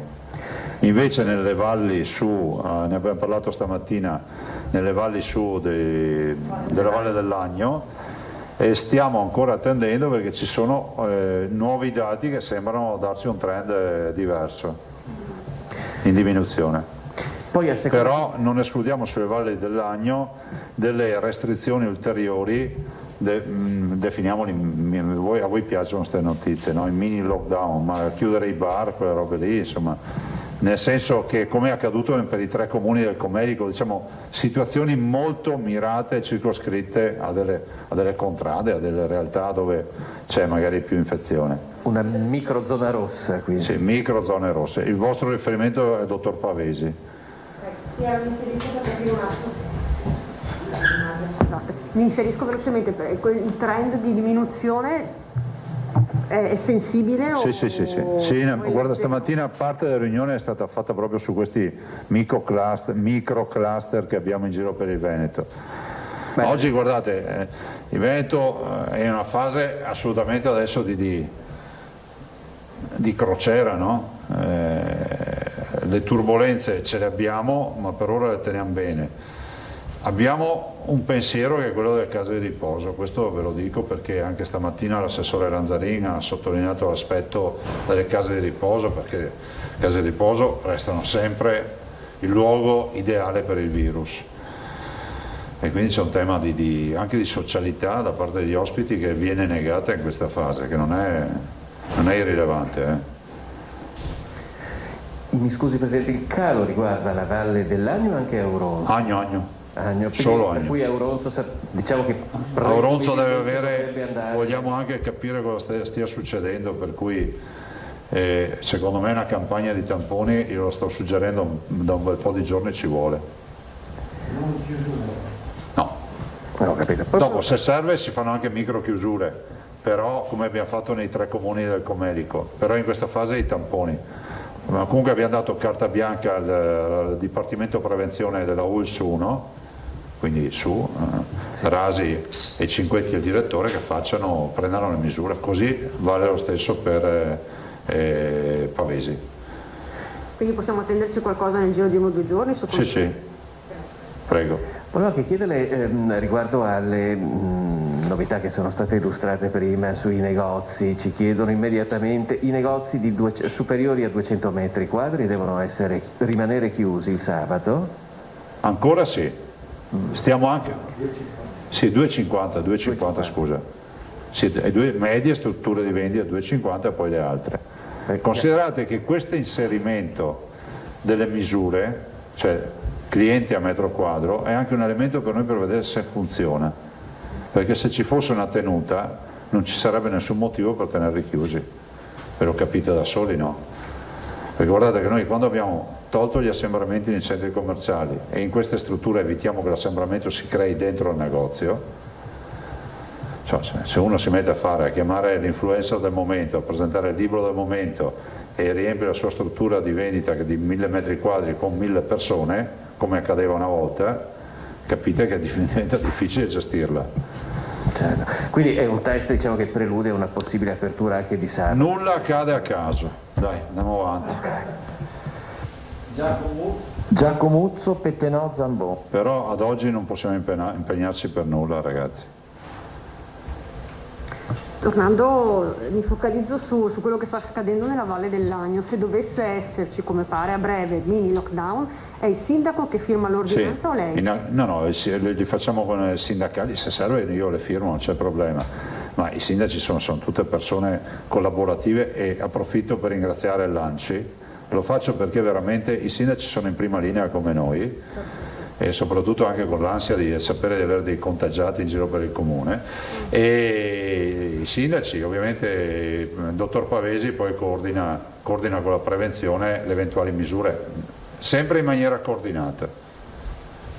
Mi chiedo poi un'altra cosa, Presidente, su questo trend importante del numero dei morti, che sono sempre troppi, però sono tanti, e mi chiedevano se parlando e confrontandosi con i clinici e con i vari direttori generali le hanno parlato le chiedono se c'è una spiegazione perché si muore più adesso della prima ondata. Non si muore più adesso. Non si muore più adesso. Noi vi porteremo uno studio sulle mortalità, che fra l'altro ne parlavo anche con l'assessore Bottacin, potremmo farlo novembre su novembre 2019 e novembre 2020. Ovvio che il massimo sarebbe riuscire a farlo febbraio su febbraio, no? Però vi do già un'anticipazione: a febbraio, marzo, aprile l'incremento della mortalità è stato oltre il 30% su base mensile. Però adesso stiamo elaborando i dati, vediamo, ma in questo momento non si muore di più di febbraio e marzo. Cioè la qualità delle cure è migliore, tanto è vero che il turnover delle terapie intensive è molto più veloce e il tasso di ospedalizzazione è molto più basso. La permanenza in ospedale è in ugual misura. È una roba complicata sta vicenda, cioè ne dobbiamo venire fuori. E ne verremo fuori, i cittadini non devono buttare la spugna, però lo dobbiamo fare questo lavoro tutti assieme. E noi abbiamo un obiettivo, restare sempre in giallo. Pette no. Presidente, sì, ciao. Torno su due questioni che ha già affrontato, però per precisare, è un confronto con il governo in attesa del DPCM del 3. Voi chiedete, vogliamo avere informazioni più chiare prima della comunicazione, anche per preparare il tutto. Due temi perciò, la questione impianti sciistici e stagione invernale. Dicono che non è tanto la questione solo degli impianti, cioè delle cabinovie eccetera, ma di tutto il movimento che si creerebbe nella movimentazione di chi va a fare vacanze, se può fare vacanze invernali. E questo è il tema che porterebbe anche allo stop, a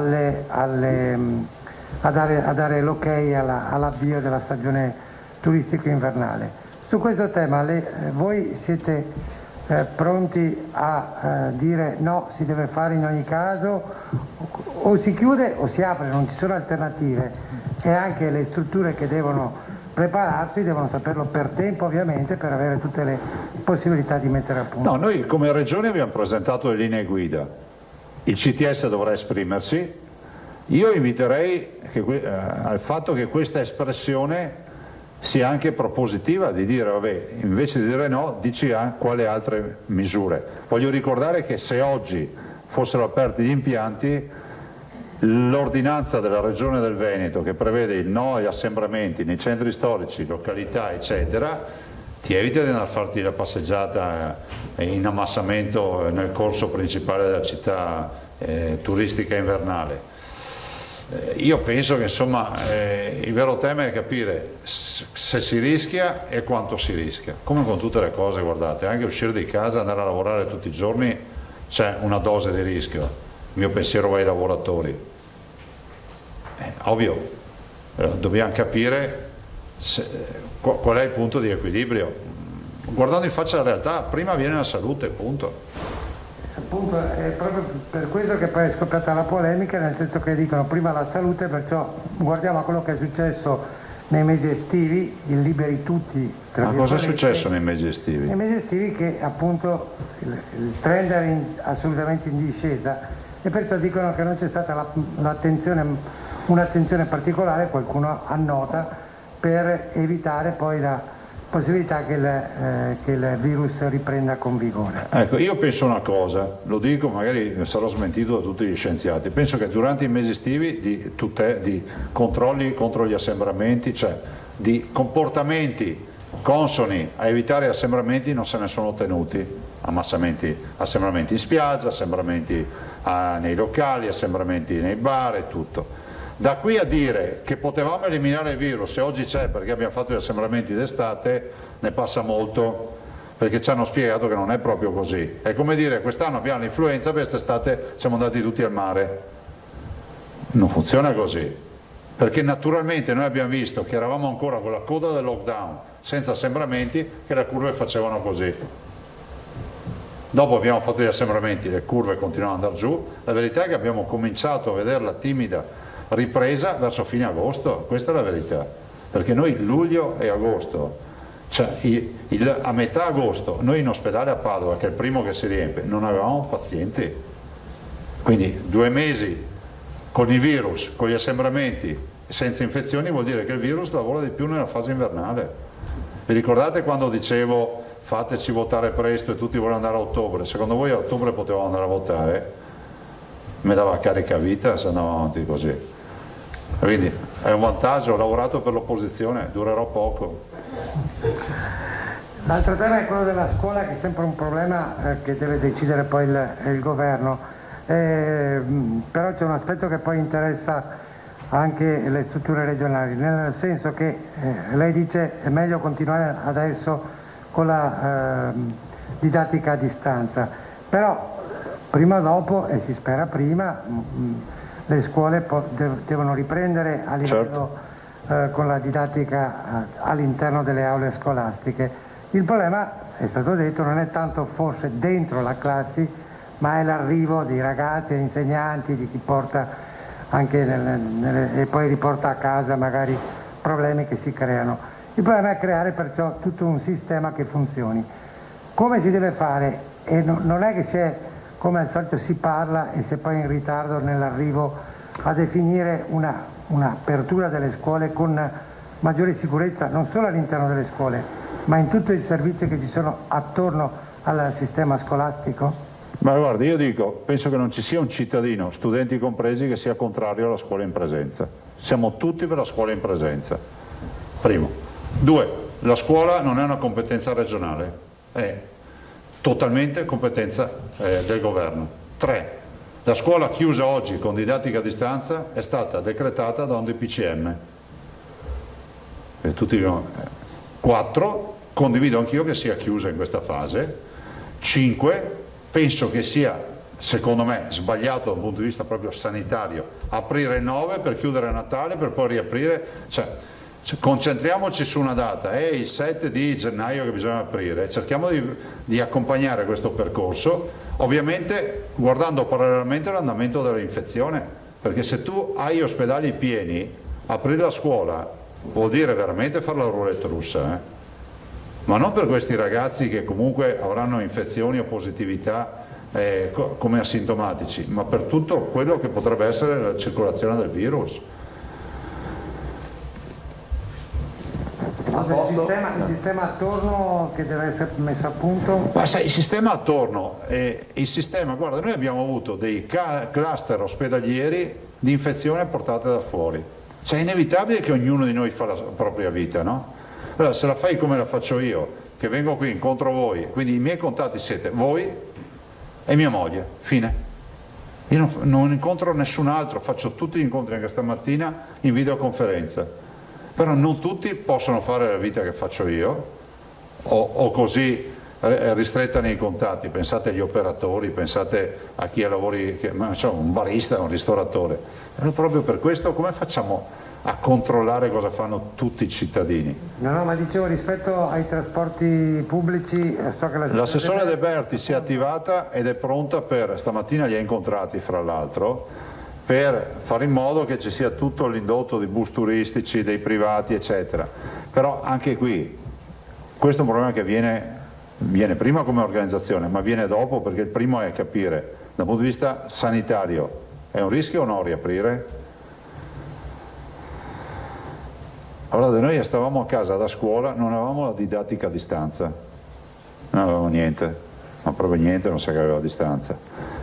E stavamo a casa e mancava il gasolio, ve lo ricordate? Finiva il gasolio, una volta finiva sempre il gasolio sulla scuola, cioè il format era fine gasolio, sciopero, si stava a casa 2 giorni e arrivava il gasolio. A questi ragazzi purtroppo è toccata la pandemia. Posso dire, ed è accaduto in un mondo nel quale siamo tutti connessi. Pensate se fosse accaduto quando non c'era connessione, dal malato in terapia intensiva che vede con l'iPad i familiari, allo studente che riesce a studiare, all'acquisto online a volte che per i beni che ti servono non riesci più a rintracciare, pensate durante il lockdown, e a tutto quello che possiamo fare. Quindi se volete siamo anche privilegiati nel vivere questa esperienza. Pensate a quei paesi che la vivono e non hanno la connessione. Pensate ad esempio all'America Latina, cosa sta accadendo. Sì, è vero che è un mondo connesso, ma molti dei cittadini delle favelas non hanno avuto il diritto alla connessione o alla DAD. Dai, c'è bisogno che guardiamo anche in faccia la realtà, ragazzi. E noi siamo veramente sempre qui a spaccare il cappello in 4. C'è gente che non c'è neanche da mangiare e c'ha la pandemia in casa. Chiuderei con Zambò, se non ci sono poi successive domande per gli assessori, già vedo se no. Martina, oggi chiudiamo. Ma no, ho ascoltato, però volevo chiederle se ci può anticipare qualcosa di più rispetto agli step intermedi che prevedete nella fase 5. No, guardate. Non mi stronghi così. No, perdonami, avete un sacco di materiale oggi per lavorare.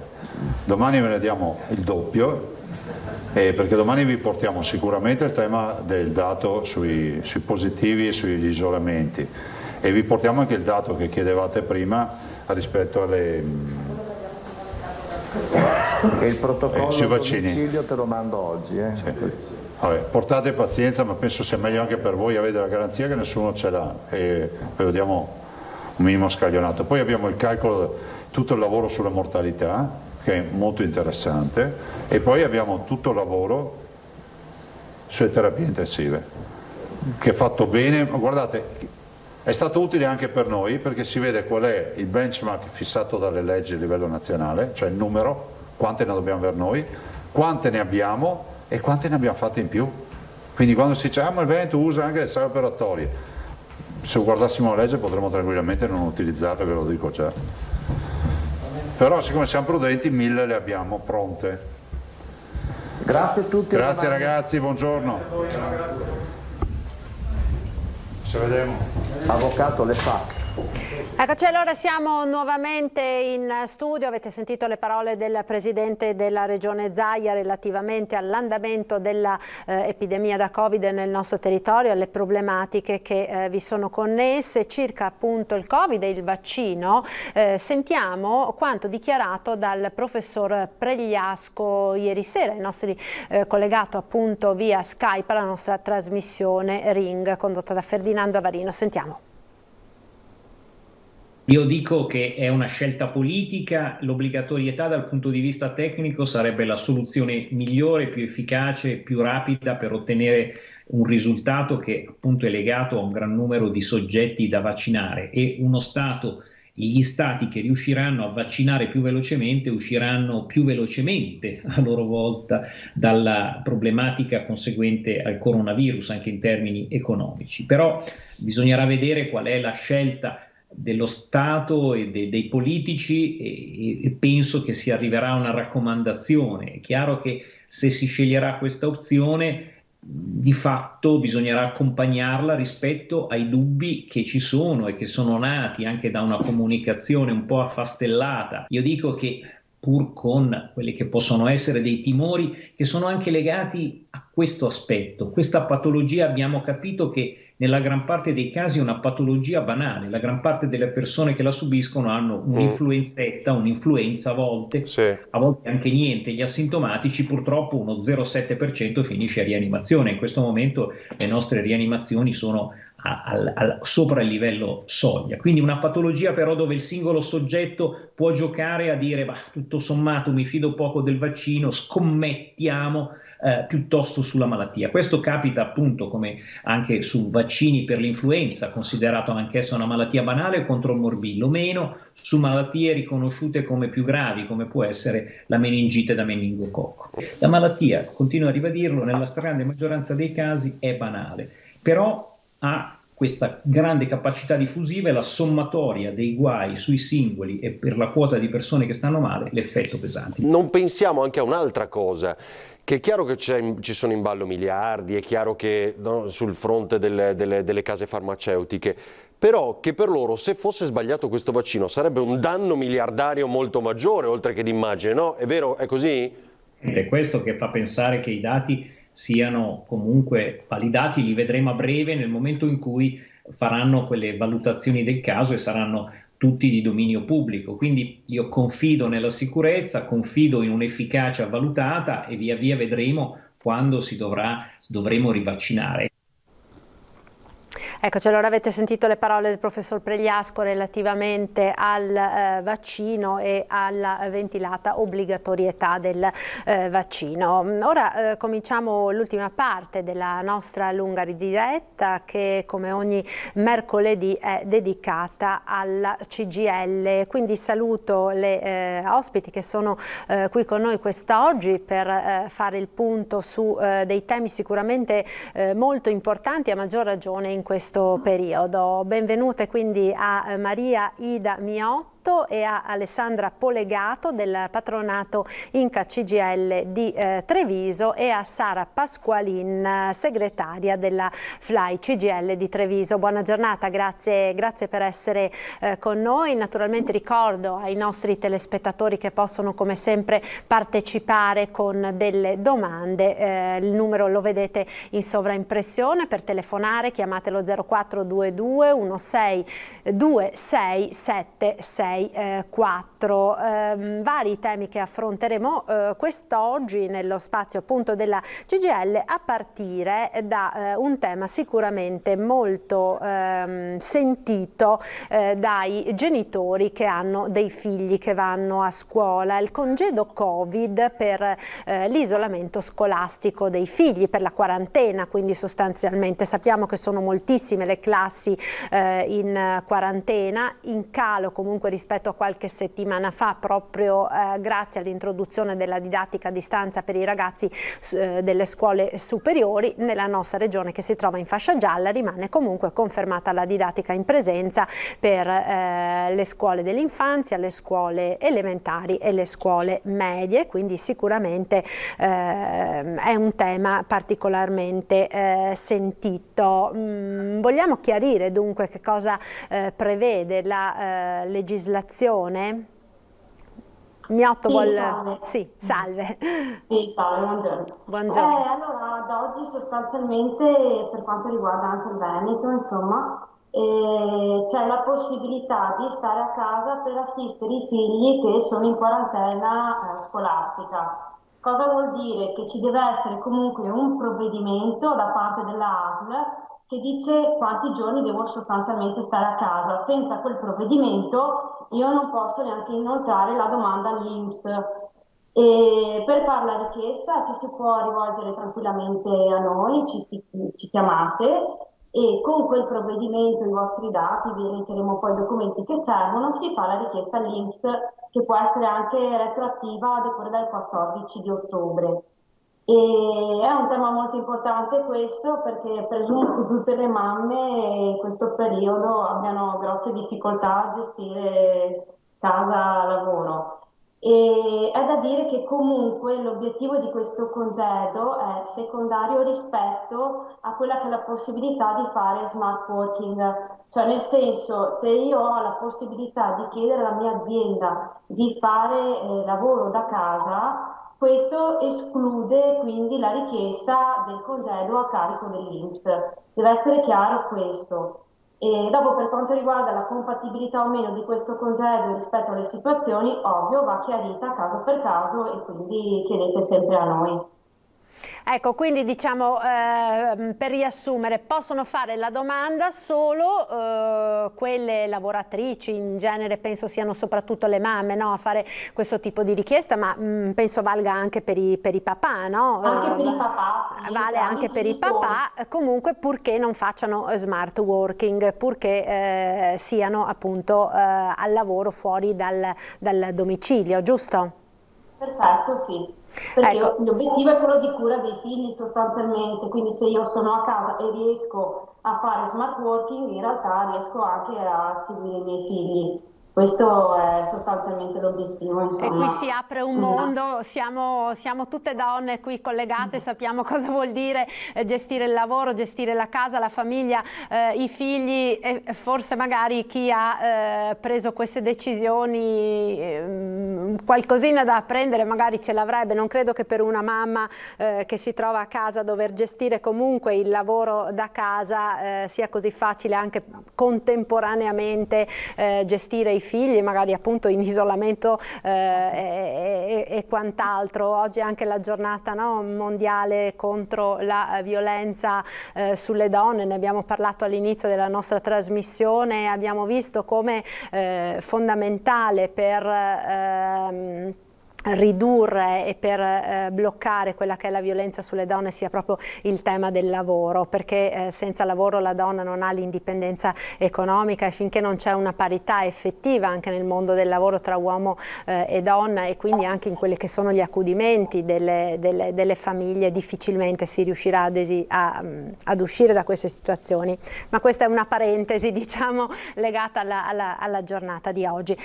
Dunque il punto su questo. Per quanto riguarda invece i congedi parentali straordinari INPS per Covid, Alessandra Polegato, diciamo la nostra regione in questo caso non rientra perché siamo in zona gialla, no? Questo frangente qua al momento riguarda solo se, e speriamo di no, dovessimo rientrare nel frangente della zona rossa. Quindi attualmente ad oggi, come accennava la mia collega, c'è solo il frangente previsto per rimanere a casa per la pandemia e quant'altro, però al momento rimane tutto fermo su questo frangente. Ecco, esattamente, no, ne accennavate insomma, per sommi capi. I genitori, le mamme o i papà che si trovano ad avere il proprio bimbo a casa perché appunto la classe è in isolamento, che cosa devono fare poi proprio materialmente? Intanto c'è un'età del figlio per il quale è previsto questo congedo parentale? Un minimo, un massimo? Come funziona esattamente?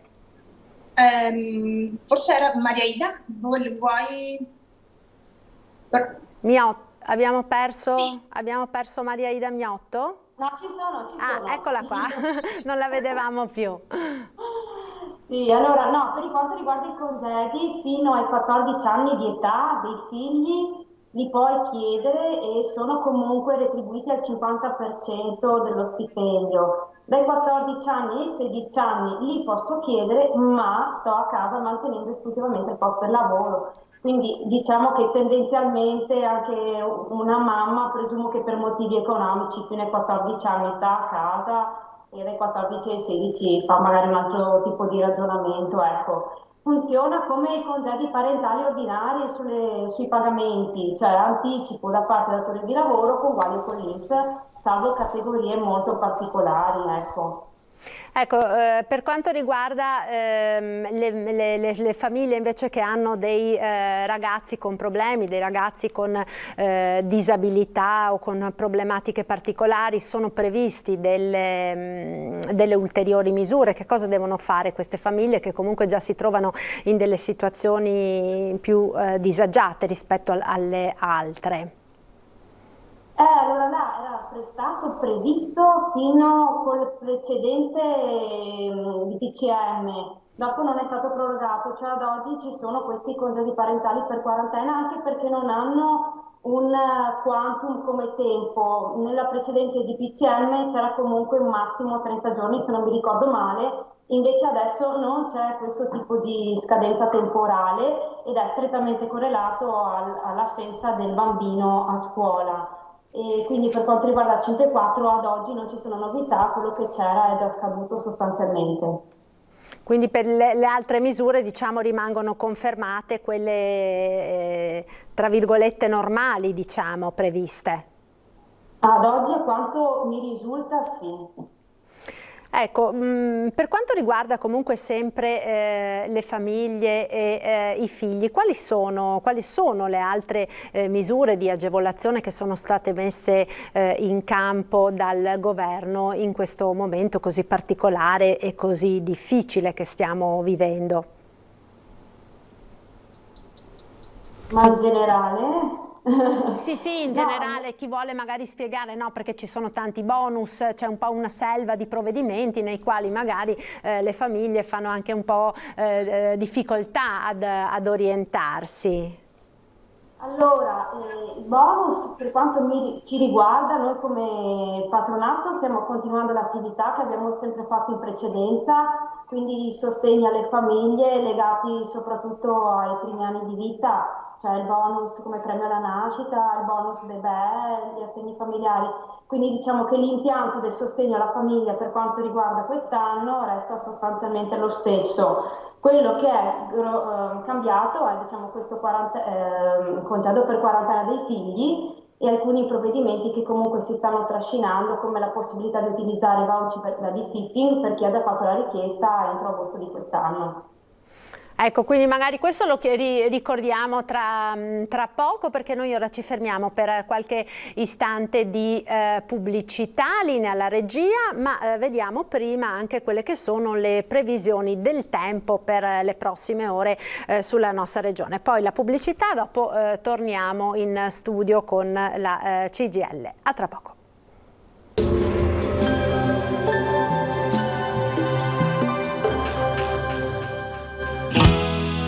Il dono del sangue è un atto d'amore. Ti aspettiamo. Bentrovati al meteo.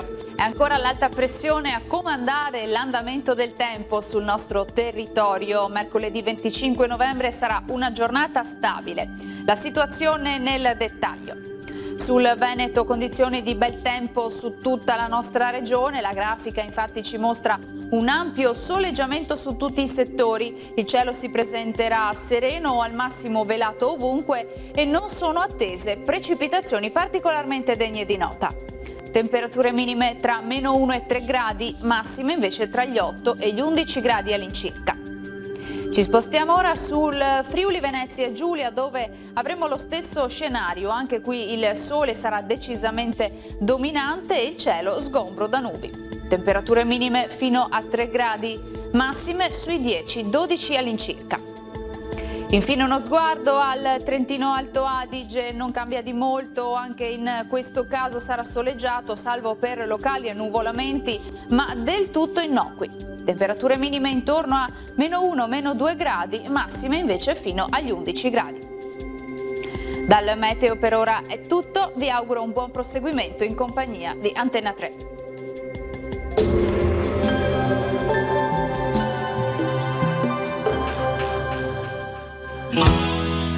Se puoi, dona, se non puoi, spargi la voce.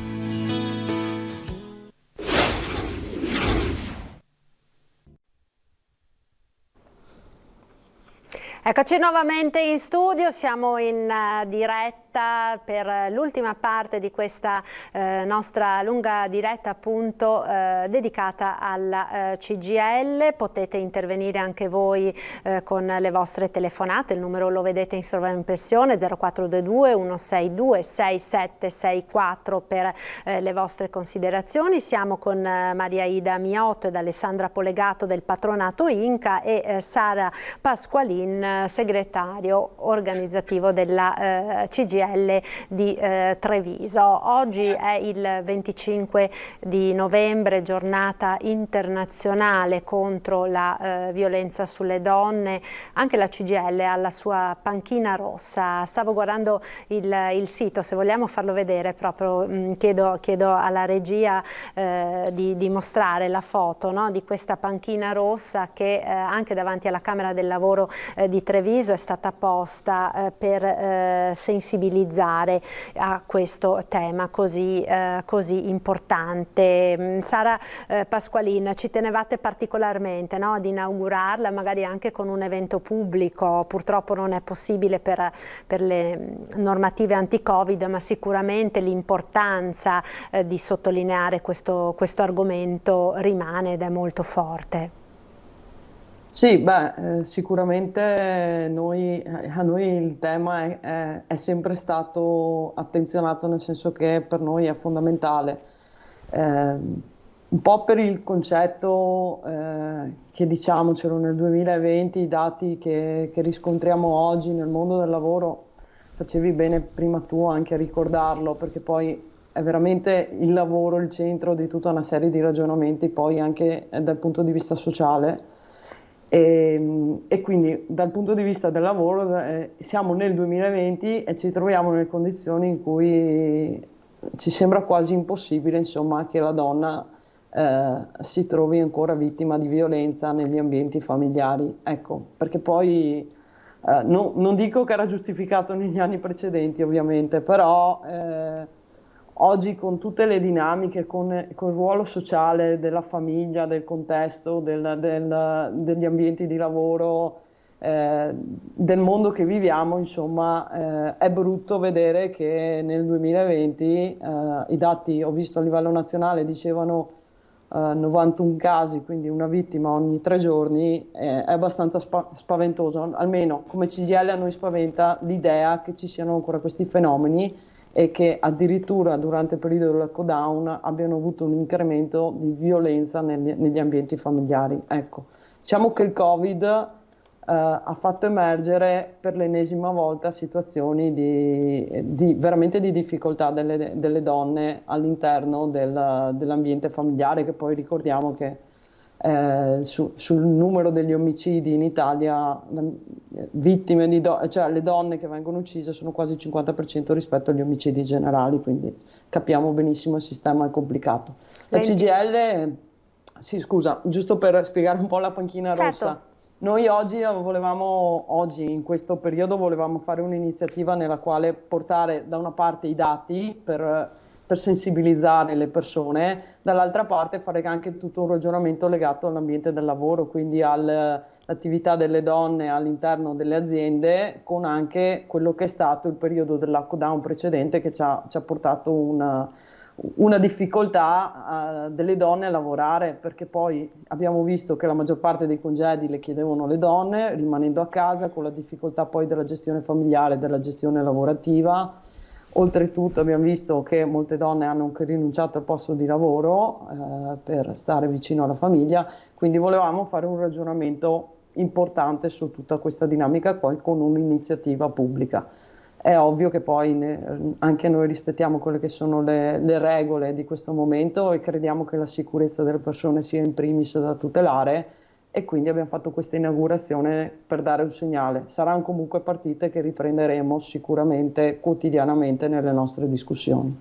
Sicuramente il tema è fondamentale, magari possiamo approfittare anche proprio di questo spazio per sottolineare determinati aspetti che sono di grande importanza e di grande interesse. Ma abbiamo una telefonata, sentiamo chi ci chiama. Pronto, buongiorno? Sì, salve, buongiorno. Buongiorno, chi parla? Io mi chiamo Barbara. Sì, da dove chiama Barbara? Da Treviso. Buongiorno, prego.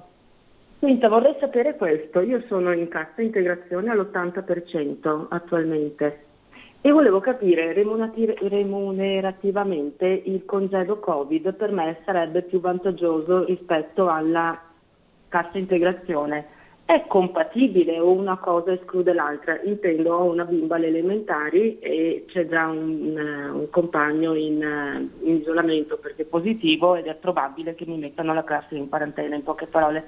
Volevo capire la convenienza in questo caso e se era compatibile con la cassa integrazione. Sì. Allora Barbara, adesso le rispondiamo subito. Chi vuole rispondere alla signora? Beh, posso fare io eventualmente. Allora, di solito funziona così: quando ci sono due forme di sostegno a reddito, queste sono incompatibili o l'una o l'altra. Di solito con la valutazione della cassa integrazione, più che noi del patronato, è il sindacalista che se ne occupa perché sa anche la situazione aziendale.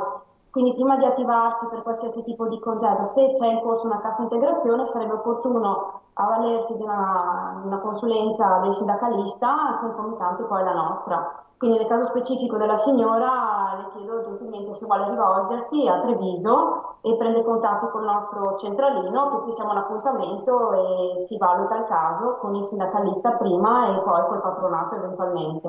Ma nel caso sono compatibili, diciamo, le due forme? Lei non può stare contemporaneamente sia in cassa integrazione che col congedo parentale. Cioè, non è che posso attivarmi nei confronti dell'INPS con una cassa integrazione perché lei è a casa e quindi per sospendere la cassa non è competenza nostra del patronato, bisognerebbe capire con il sindacalista, quindi quello è il passaggio, capire con il sindacalista se si può fare e se sì, dopo allora eventualmente sentire noi. Certo, allora speriamo di avere risposto a questo dubbio della signora.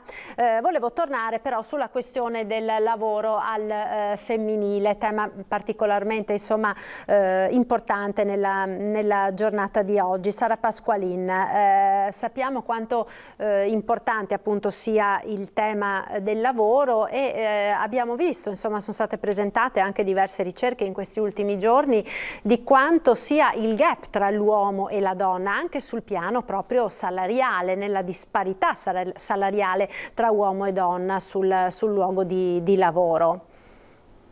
No, infatti questo sicuramente è un argomento quotidiano, proprio come dicevo prima, nel senso che noi, alcune ricerche anche di questi giorni, tra cui anche da anni in realtà le stiamo riportando sul fatto che la donna prende meno. Però poi il ragionamento deve essere un attimo un po' più ampio, perché non è che la donna prende meno a parità di mansione, perché i contratti nazionali non danno mai un inquadramento retribuzione per donna, retribuzione per uomo, insomma. E questo ci tengo a sottolinearlo perché forse non sempre è data per scontata in alcune realtà. Il contratto nazionale non dà un'indicazione di genere, dà un'indicazione di un tot di retribuzione per quel lavoro lì. È ovvio che a parità di lavoro c'è più opportunità per l'uomo di crescere a livello gerarchico all'interno della realtà in cui opera rispetto a una donna, e di conseguenza a volte capita che una donna che fa lo stesso lavoro rispetto a un uomo gli venga riconosciuto un grado inferiore o una retribuzione inferiore, dovuta al fatto più che altro che non gli viene riconosciuto un grado di responsabilità che magari potrebbe essere riconosciuto a un uomo. Cioè alle donne non vengono spesso riconosciute le mansioni che di fatto magari svolgono nel lavoro, svolgono appunto all'interno della propria azienda, mentre vengono riconosciute all'uomo con ovviamente l'aggiunta economica prevista dalla mansione superiore, in questo senso quindi. Sì, è molto più, cioè le faccio un esempio proprio terra a terra. È molto più facile assumere un responsabile uomo perché si dà per scontato una certa, tra virgolette, flessibilità sotto il punto di vista lavorativo e di tempistiche, anche di disponibilità nei confronti dell'azienda rispetto a una donna. E lì dove magari abbiamo all'interno dell'azienda nello stesso ruolo donna e uomo, se la base retributiva è uguale perché il contratto li inquadra ugualmente nello stesso livello, all'uomo magari gli viene riconosciuto qualcosa in più con gli ad persona, che possono essere super minimo e quant'altro. Quindi di fatto poi se andiamo all'analisi statistica viene fuori che la donna comunque ogni ora prende comunque 1,50 euro in meno rispetto all'uomo.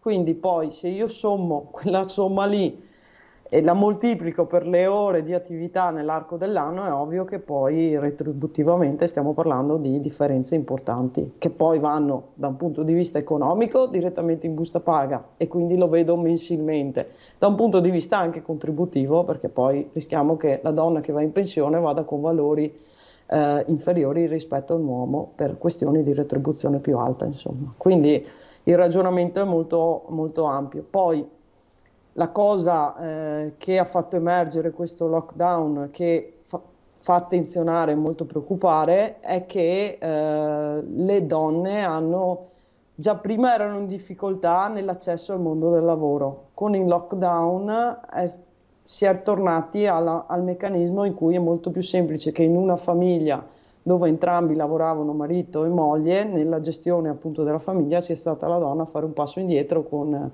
richieste appunto di part-time o quant'altro, oppure addirittura rinuncia al posto di lavoro, insomma. E qui ritorniamo a capo del nostro discorso di quello che facevamo all'inizio, no? sul peso dell'accudimento dei figli e della famiglia sulle spalle sempre più spesso della donna, con tutto ciò poi che questo implica. Abbiamo un'altra telefonata in linea, sentiamo. Pronto, buongiorno. Sì, buongiorno. Buongiorno, chi parla? Sono Azzurra di Verona. Buongiorno. Provincia. Buongiorno, prego. Salve. Io volevo chiedere per il bonus PC, perché mi sono munita del modello ISE, mi sono recata in un centro di telefonia. Sì. E sembrava che potessi avere questo sconto di 500 euro del bonus per l'acquisto di un tablet o di un PC, quello che ritenevo più giusto per me e anche per la connessione, però mi hanno bloccata, mi hanno detto no, lei non c'è la fibra nel suo paese, quindi non può accedere a questo bonus. Però i ragazzi, anche se non c'è la fibra, fanno didattica a distanza, integrata. Certo, e quindi voi ne avrei avevate avuto bisogno di questo. Sì, perché ha fatto già una settimana mio figlio con il telefono, vabbè, erano 3 ore e arrivavamo proprio con la batteria agli sgoccioli. Però questo bonus per chi è allora? Certo. Cosa importa se siamo ancora con i ripetitori o con la fibra? Cioè, l'importante è che gli studenti non vengano distinti in studenti di classe A o di classe B. È chiaro che non vengano discriminati coloro che hanno difficoltà di connessione per queste ragioni o per altre. Allora, chi vuole rispondere alla signora Azzurra su questo tema, che sicuramente è uno dei temi forse più importanti che sono stati sollevati anche sui problemi connessi alla didattica a distanza di questo periodo per i ragazzi delle scuole superiori? Prego. Sì, non è una partita specifica del patronato, è una partita che è gestito il CAF. Di fatto sono bonus che sono stati attivati e che poi le richieste venivano fatte e c'era poi un ritorno. Per quello la signora ha dovuto fare l'ISEE per dimostrare il livello di reddito per avere accesso oppure no. E adesso bisognerebbe capire il caso specifico come mai non è stato accettato, perché da quel che risulta a me mi sembra strano che in realtà sia stata data quella risposta, perché noi sappiamo benissimo che siamo in un paese in cui la digitalizzazione è un problema abbastanza importante. Abbiamo zone nelle quali esiste la fibra, zone nelle quali sono ancora indietro, appunto come diceva la signora, che ci sono anche difficoltà ai collegamenti e quant'altro. Come il Covid ha di fatto accelerato anche un processo che per il nostro paese è fondamentale, ovvero la digitalizzazione, tanto che comunque anche i fondi che sono previsti dall'Unione Europea riguardano appunto anche il canale di investimento su quell'ambito lì, perché è fondamentale. Oggi come oggi è fondamentale che il paese vada a passi con la tecnologia che esiste, insomma. Altra cosa che è venuta fuori sempre dalla telefonata della signora è la difficoltà di non aver aiutato le famiglie più in difficoltà, nel senso che ci vuole forse un ragionamento da parte di regioni, province, ma anche degli istituti scolastici per mettere nelle condizioni le famiglie a svolgere il collegamento da casa dell'attività scolastica. E su questo noi come CGIL, nei tavoli di contrattazione sociale, nei ragionamenti che portiamo coi comuni, il tema è al centro di questa discussione, perché ovviamente le famiglie più deboli sono quelle che in questo momento sono più in difficoltà in tutta questa partita qui. Sicuramente, su questo non c'è ombra di dubbio, ed è infatti uno proprio dei temi come dire, più caldi che sono stati sottolineati in questo periodo appunto di didattica a distanza di tanti ragazzi.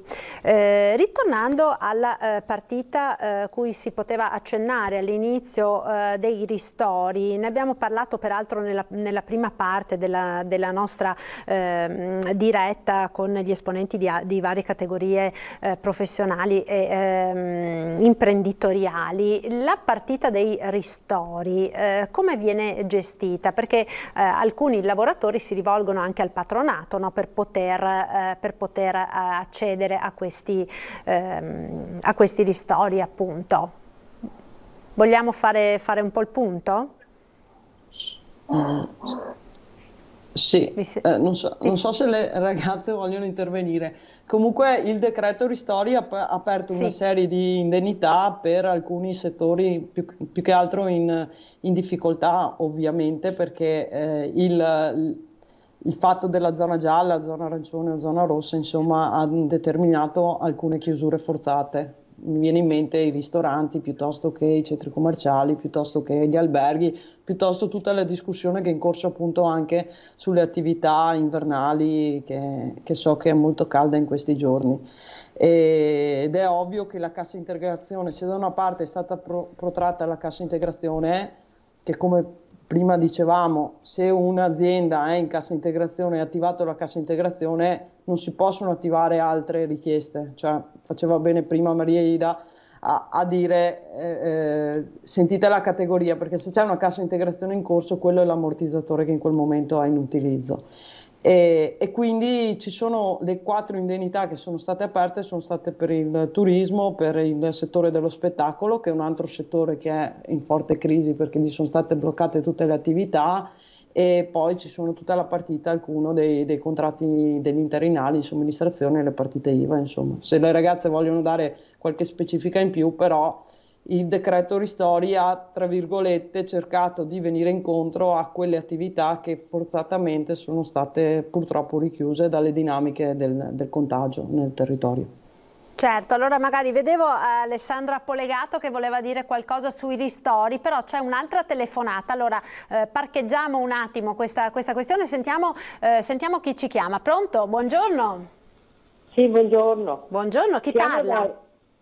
Da Ormelle. Sì, prego. Volevo chiedere alle sue presenti signore, io sono andata in pensione con la legge 100 e quest'estate ho fatto la domanda del buono babysitter e adesso me l'hanno accolta e adesso qua a novembre mi hanno mandato una lettera all'INPS che io non mi hanno tolto la pensione comunque.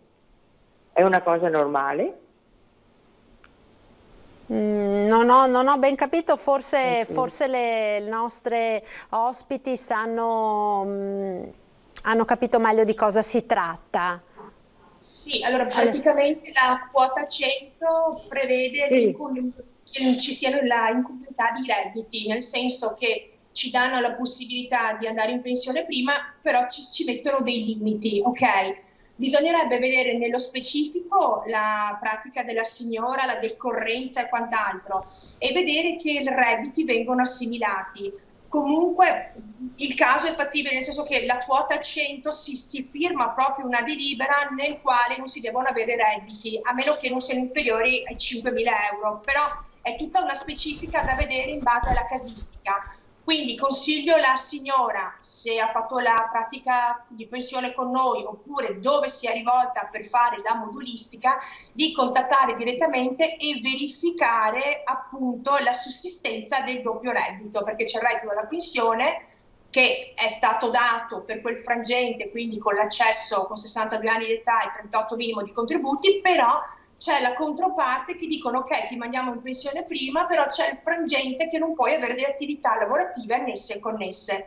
Però bisogna vedere il caso specifico, perché ogni persona ha il caso a sé stante. Quindi non voglio allargarmi troppo nel discorso, però bisogna andare proprio nello specifico della signora. Quindi contattare immediatamente dove ha fatto la pratica, recarsi presso il patronato eccetera e verificare esattamente che ci sia la compatibilità tra le due prestazioni o vedere cosa è accaduto nello specifico, insomma. Perché sì, nel caso... sono andata... Ah, ecco, prego signora, c'è ancora la signora, prego. Sono andata io da quella mi hanno fatto la domanda della pensione, mi ha detto che ha telefonato anche all'INPS, l'aveva dato un'email, che non dovevo avermi sul reddito, ma io ho preso solo 960 euro, non ho preso tanto, perché mi hanno tolto tutta la pensione? È proprio una normativa ben vigente, quindi tutto il più che per telefono si rechi direttamente là e vedete esattamente la dinamica che è venuta a scatenarsi. Quindi c'è proprio una normativa ben precisa, però ripeto, bisogna vedere il caso specifico, quindi insista per avere una delucidazione proprio nel fatto, ecco. Ma con chi devo parlare allora? Con il patronato o il consulente dove ha fatto la domanda di pensione.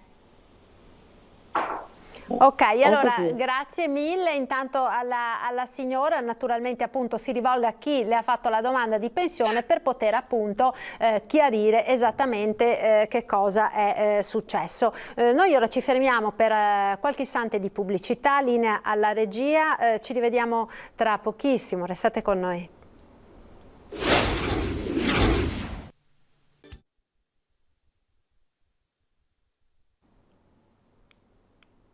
Eccoci nuovamente in diretta, ultimi minuti di questa nostra trasmissione, appunto li trascorriamo ancora assieme alla CGIL. Vi ricordo il numero di telefono per le vostre chiamate, lo 0422 162 6764. Stavamo parlando prima della telefonata della signora dei ristori, delle indennità anche di ristori che sono state previste per i settori maggiormente in crisi, purtroppo in questa difficile situazione economica che stiamo vivendo. Vogliamo quindi chiudere il discorso sulla questione dei ristori? Ecco, Pasqualin, Sara.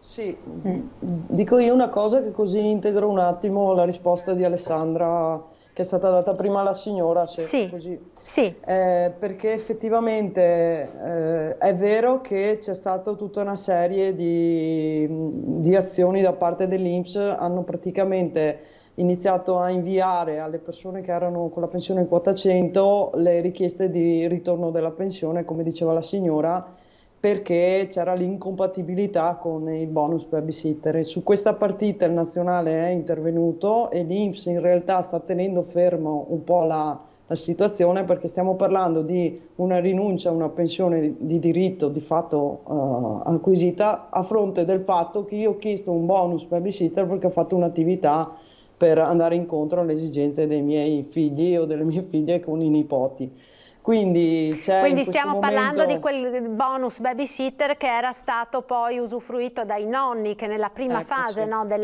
del primo lockdown era stato esteso ai nonni. È questo quello di cui stiamo parlando?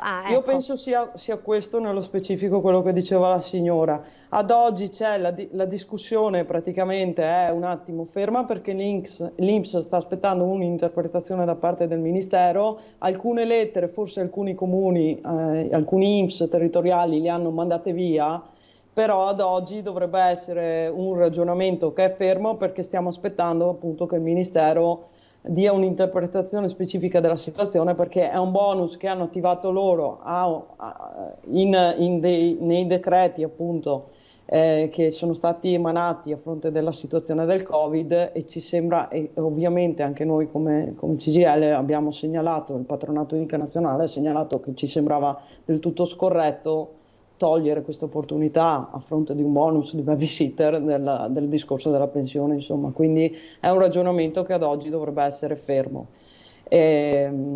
Però sì, la signora fa bene a fare la verifica, come diceva appunto Alessandra, dopodiché su questa partita qua nel caso daremo gli aggiornamenti nelle prossime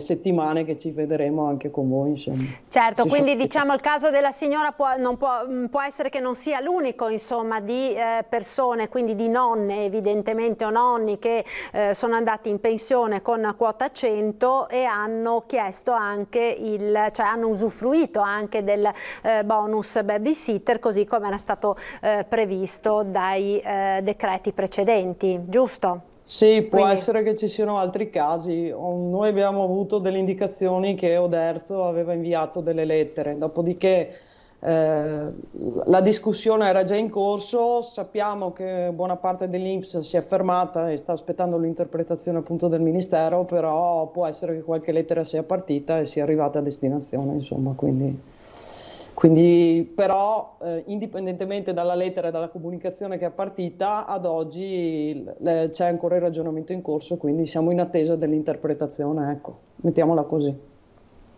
Certo, allora sì, prego. Sì, per tranquillizzare la signora, perché poi magari dopo bisogna capire nello specifico, è quello che abbiamo intuito noi dalla telefonata che lei ha fatto, quindi volevo comunque approfittarne per dare un'informazione anche a tutti gli altri che magari hanno ricevuto questa cosa qui, insomma. Certo, che si trovano magari nella stessa condizione della signora, sicuramente anche questo è molto importante. Chiudiamo allora il discorso sui ristori, no, che stavamo facendo. Chi vuole concludere? Forse Alessandra Polegato? Sì, Ok, il discorso dei ristori, volevo però accennare a un discorso veloce in ambito scuola, se era possibile, visto che abbiamo delle tempistiche molto strette, in quanto le dimissioni devono essere presentate il 7 di dicembre. Sì, prego. Volevo aprire una parentesi anche su questo discorso, perché molto probabilmente avremo tanti insegnanti, professori e quant'altro che ci stanno seguendo. Praticamente è uscito il decreto in base alla quale entro il 7 di dicembre tutto il comparto scuola deve presentare le dimissioni per accedere al pensionamento con il 1° di settembre del 2021. Quindi mi premeva il discorso di appunto fare una parentesi, una parola, visto che 7 dicembre è qua fra un paio di giorni, per qualsiasi persona che volesse avere informazioni in merito oppure pensa di essere prossima al pensionamento o quant'altro, di contattarci, ovviamente la sede più vicina di competenza alla propria residenza, per fare la verifica e attivarsi con le dimissioni, la domanda di pensione e quant'altro. Mi preme appunto specificarlo perché gli insegnanti hanno delle scadenze particolari che esulano dalle altre modalità di pensione e quindi, visto che c'è una tempistica stretta e hanno dato poco frangente per presentare le domande, volevo solo specificare questo discorso, insomma, ecco. E dopo ovviamente ci sono le modalità di pensione uguali per quanto riguarda pensione anzianità, quota 100, opzione donna e altro, però premeva il fatto che il 7 di dicembre è alle porte e quindi c'è questa presentazione da fare, insomma, ecco, questa era solo una piccola parentesi. Ma è una parentesi sicuramente molto importante, perché poi si rischia magari di perdere il treno in corsa, quindi lo ricordiamo, 7 dicembre, termine ultimo per la presentazione delle dimissioni degli insegnanti. Pensionamento 1° settembre 2021. Ecco, quindi annotatevi insomma la data, perché il tempo stringe, quindi è molto importante essere aggiornati anche su tutti. Adesso c'è anche tutto il frangente Covid, quindi non è così semplice agli accessi e quant'altro, è giusto pubblicizzare anche questo discorso, nel senso di tenerci aggiornati e altro, insomma. Sicuramente, grazie quindi per avere sottolineato questo. Allora il tempo adesso è terminato, la regia mi sta accendendo appunto un po' tutte le luci per avvisare che stiamo... Voleva aggiungere qualcosa, Sara? Sì, ho visto che... giusto per chiudere, perché poi non l'abbiamo più ripresa la pacchetto dei ristori. Allora, le indennità, noi sul nostro sito comunque abbiamo dato gli aggiornamenti delle indennità, visto che i tempi sono anche pochi, se qualcuno vuole andare a spulciare, a trovare qualche informazione. È ovvio che stiamo in attesa delle modalità operative dell'INPS, che poi, come al solito, apriranno le dinamiche per poter poi presentare la domanda. Ma ad oggi risulta che chi l'ha già presentata in passato, nei mesi precedenti, ce l'abbia in automatico cioè in automatico venga ripresentata la domanda. Comunque, per qualsiasi cosa chiamateci o alle categorie direttamente di riferimento oppure al patronato e daremo le risposte opportune anche su questa nuova partita di indennità. Certo, sicuramente questa è un'altra partita che si è aperta e che interessa parecchi lavoratori. Allora, grazie mille a Maria Ida Miotto, Alessandra Polegato del patronato Inca, a Sara Pasqualin della segreteria organizzativa della CGIL per essere stati con noi quest'oggi. Grazie naturalmente a tutti voi telespettatori per averci seguito. Una buona giornata e buon proseguimento con i nostri programmi. Arrivederci.